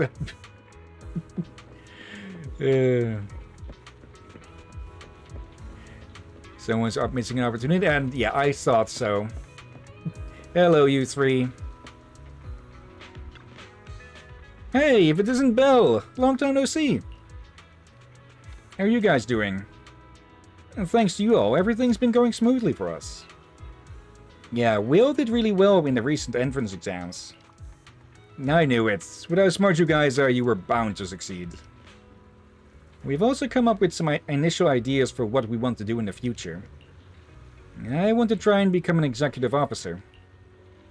I want to stick with Kana, but if Hollow Special Operations doesn't work out, I'll try public security instead. Hey, you're being rude to the people in public security. Tsubaki wants to become a doctor, another noble aspiration. Yeah, I've received so much help from doctors and nurses before, so I want to help even more people in the future. And, well, as bad things come around and go around, so too can good things, huh? Yeah. Or what goes around comes around, whatever this says.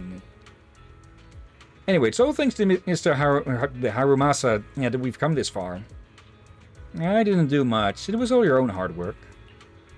Whatever the case, I'm truly grateful. Kana is right. Since we happened to run into each other, we just wanted to say thanks. Oh no, it's getting late.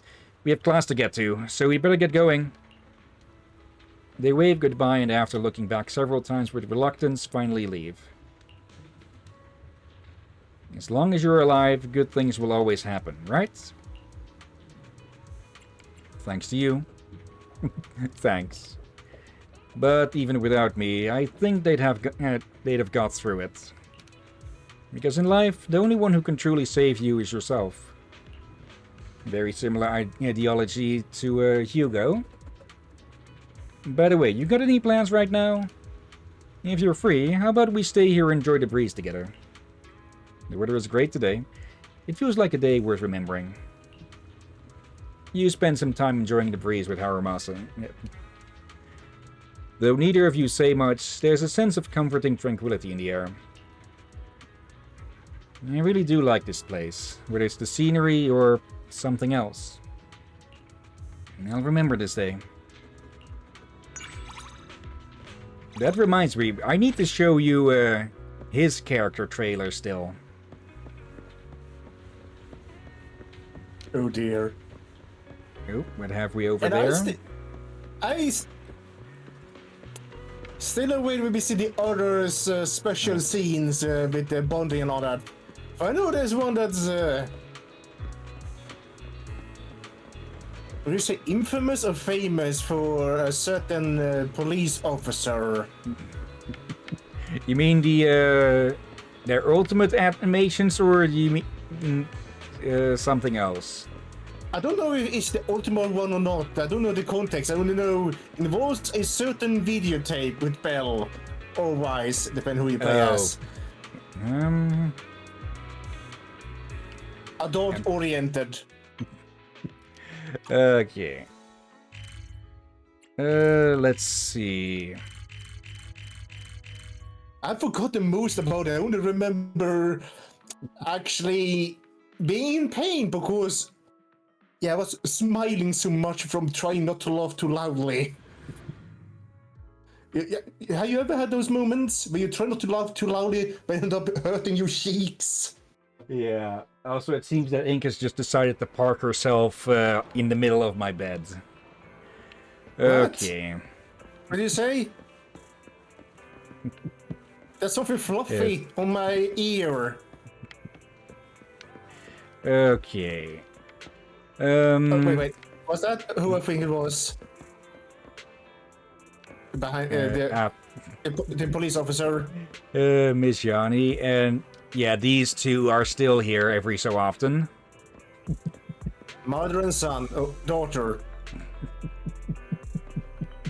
Oh, they actually called them mom. Did they do that before? Okay. I think this is just the one where Billy is getting takeout for Nicole. We've seen that one before. Let's see. And I just realized that there are some characters that I have here that I don't have on the other accounts who we need to, let's see. We can't get the, is it here? Oh, no, there's... If you need help, call me anytime. Yeah, since I have these here, and not on the other accounts, we can still take a look at their rank up interactions here, I believe. Oh, that's nice. So let's see. I think I'll need to compare who we have and don't have. I know, yeah, I don't have Coleda, or do. Oh right, I don't. I guess I do have her. I just still haven't done that blasted agent story for her. Wanna be my research subject? So let's see. Yeah, complete schoolyard powerhouse. I'll just have to rush through that off stream. Which actually means that we can get all of her info here, all of her interactions here originally, or just fresh from the. We won't have to screw around with looking stuff up and such. I think for Anton and Ben, we can still. We finished with Ben. Actually, we finished with the both of them, so there's no need for that. We can check. We can check Grace's here. Cunninghair's. Well, we have all 4 of them on the other account, so can do that. Corvin we have there. We have Rena there as well. We have. So we can, find it there, record it, and then react to it here at the start of one of the streams. Or maybe do it as part... Actually, we could do a side quest for that, I think. Or a social quest, I guess. And yeah, for Lycan, we can also go here. I don't have triggers, so sadly nothing there. Zuyen, Quingyi, Jane, we've got Seth on the other account. Don't got Caesar on either. Don't got Lighter, don't got Bernice. So, yeah. Lucy, Piper, and Pulchra. Well, we've already reached max rank with Pulchra on the other accounts. Sukaku, we can do on the other account. Yanagi as well. Harumasa and Miyabi, we can show here. Yeah. Same for these two. You may be lucky to get the other ones. Wait, that's her last name. Yep. So she's supposed to be based on Banshees. Makes sense considering, Banshees does the whole crying and about screaming. that and the whole you hear them scream, someone's about to die or cry. Or someone is supposed to hear them scream is to die on the spot or to die quickly afterwards. Yeah, that's one of the variants. But other variants is if you hear them scream, wail, cry, someone is going to die. Yeah. And later that became, if you hear them, you're dead. People made some alteration. Which one is original? I do not know, but it's the whole. Yeah. You tell it to one person, and they tell it the next, the next, the next, the next. So just a game of telephone, but culture. Yeah. Okay. Since we still have some time, shall we watch...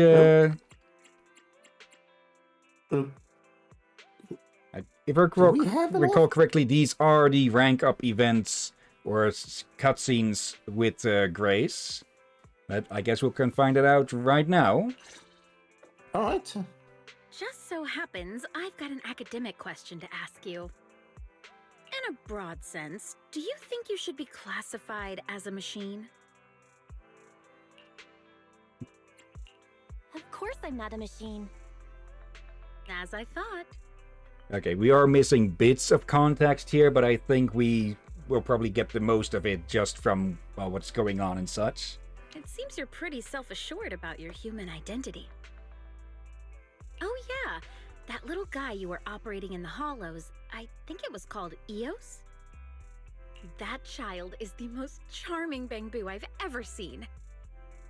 Those smooth round lines, that rubbery feel, but with the cold touch of metal. Oh, I'd love to pull it apart to see the intricacies of its structure. It must be truly beautiful. Run. Eos, into the bomb shelter with you. You get very passionate when discussing machines. By the way, that sounds very dangerous. Sorry about that.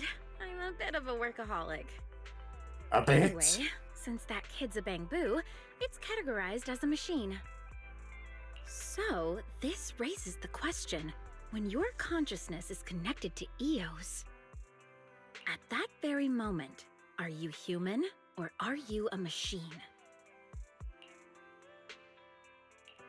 That's an interesting question. I seem to have implanted a terrible thought in your head. So then, if I start taking Eos apart while you're inside it... Grace. The way Belle is looking at the camera. I'm human. I'm joking. Don't look so shocked. But really, if I get the chance, I would like to take a closer look at Eos's structure. Eos, you have permission to carry your shotgun now. Best you never get that chance. Don't worry, I'm a professional. I wouldn't harm a single screw from that little guy. Anyway, thanks for sticking with me on such an intriguing topic. If you ever decide you're willing to let me study Eos, then just get in touch. Okay, there is something I want to check, because I noticed that some people have more than just 3 or 4 here. Okay, I thought maybe that singular event with Seth might have been here as well, but no. Okay. Shall we check the others as well, or shall we just leave it that there's a little taste first? Which alias should I use this time? I would never turn down Lord Phaethon. Which alias should I use this time? We probably shouldn't take too long. Okay. Oh, I'm getting sleepy. And I still feel a bit unwell, but I was able to stay through the stream. Yeah. Let's see. Anyone else? Oh, Anby. But I was keeping in mind to tell you if something happened. All right, yeah. We've seen this one. You see Ambi by the roadside, so you walk over and greet her. Ah, you're here too. What a coincidence. I wasn't zoning out. I was just playing the movie I just watched in my head. Nicole says this is equal to watching 2 movies for the price of 1 ticket. It's good value for money. Typical Nicole. Right. Nicole is very good at getting good deals. Of course, she's also good at spending. Would you like to try playing a movie in your head with me? It's actually quite entertaining. You space out with Ambi for a while. No, you replay a movie inside your head.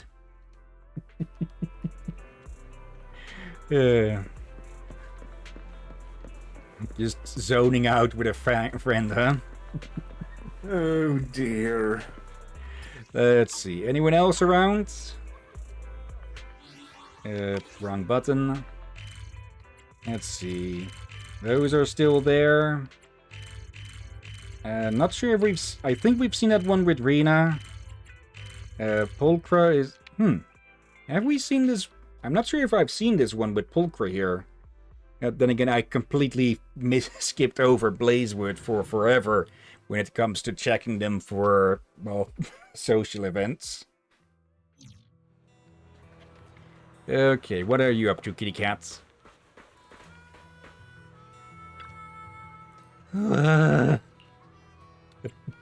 What's wrong with you? You sneaking up on me is what startled me. What are you doing hiding here? Hiding from Bernice. That silly girl is unbearable. Wait.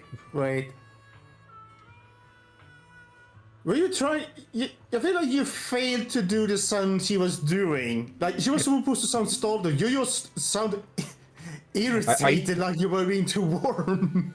I thought she yawned. That was some sort of weird yawn or something. It's hard to tell what something is supposed to be from just text at times. Unless it is like just describing what happens, like shrieks or something. She's probably still looking for me nearby. Can you help me out to find a way to get her off my back? You two didn't have a falling out, did you? It's nothing serious, don't worry. In any case, I'll repay you by providing some free intelligence from the Outer Ring. Or if you prefer, I can share the latest gossip about the Sons of Caledon. Alright, intelligence exchange. Deal. Please help me then, Proxy. Later, Bernice is found nearby. Is that you, Proxy? Are you here to hang out in Blazewood today? I'm getting the feeling we have seen this one. By the way, have you seen Kitty? I have something really important to tell her. Something important? What's that? Kitty oh yeah, we've seen this one. Kitty has a cold, but she refuses to take her medicine because she thinks it tastes bad, so I've been trying to get her to take it.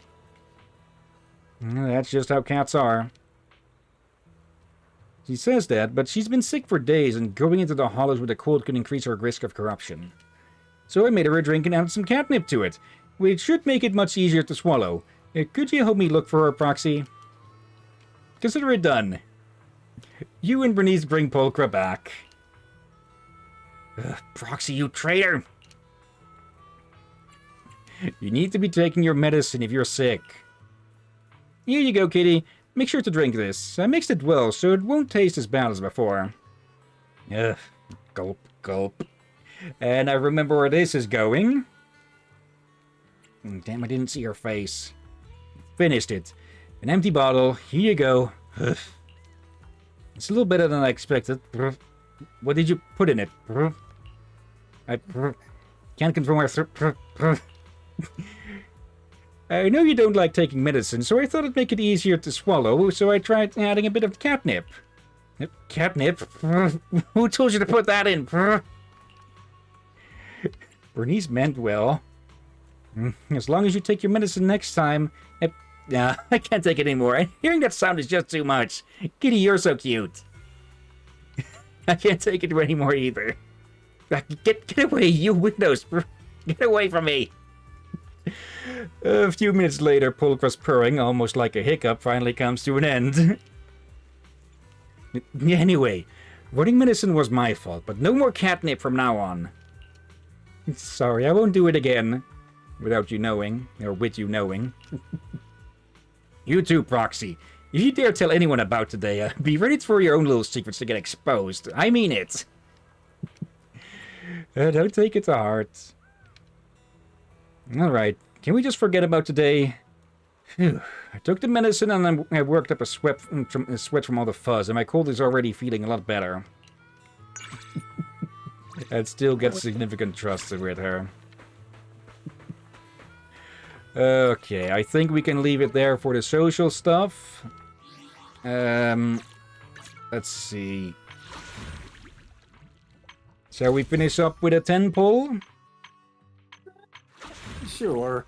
And I see you need to grind some more. Yeah. Which would you say? Octopus Lady or Kitty?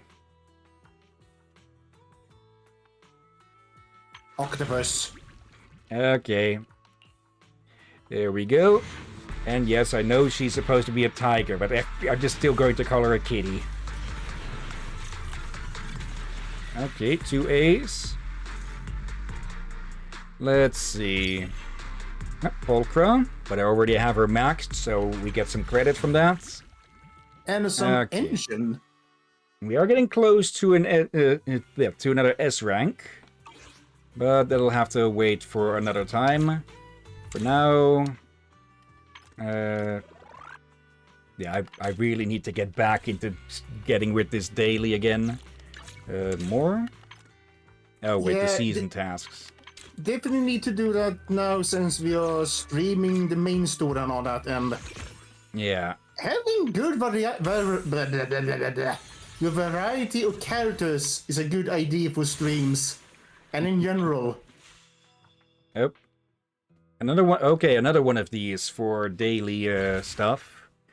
Okay. Yep.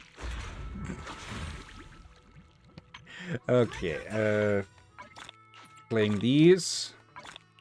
Wait, there isn't a new one being displayed here, but why is Pulse Boost so shiny?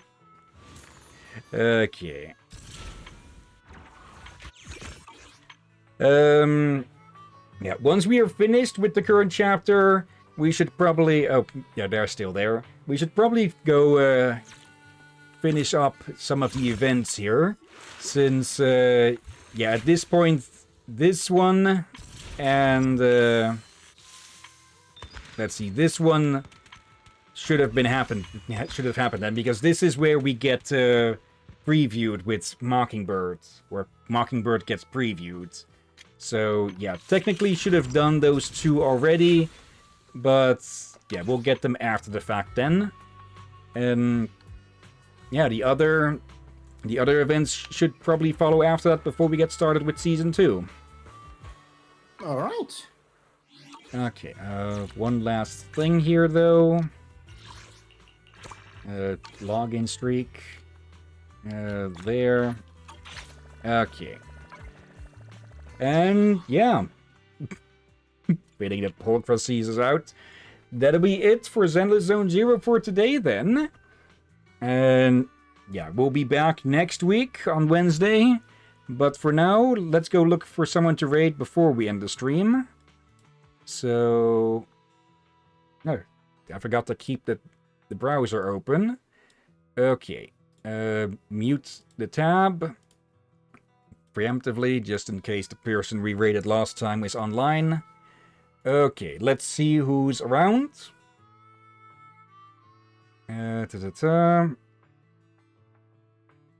Okay, again, it's rather busy.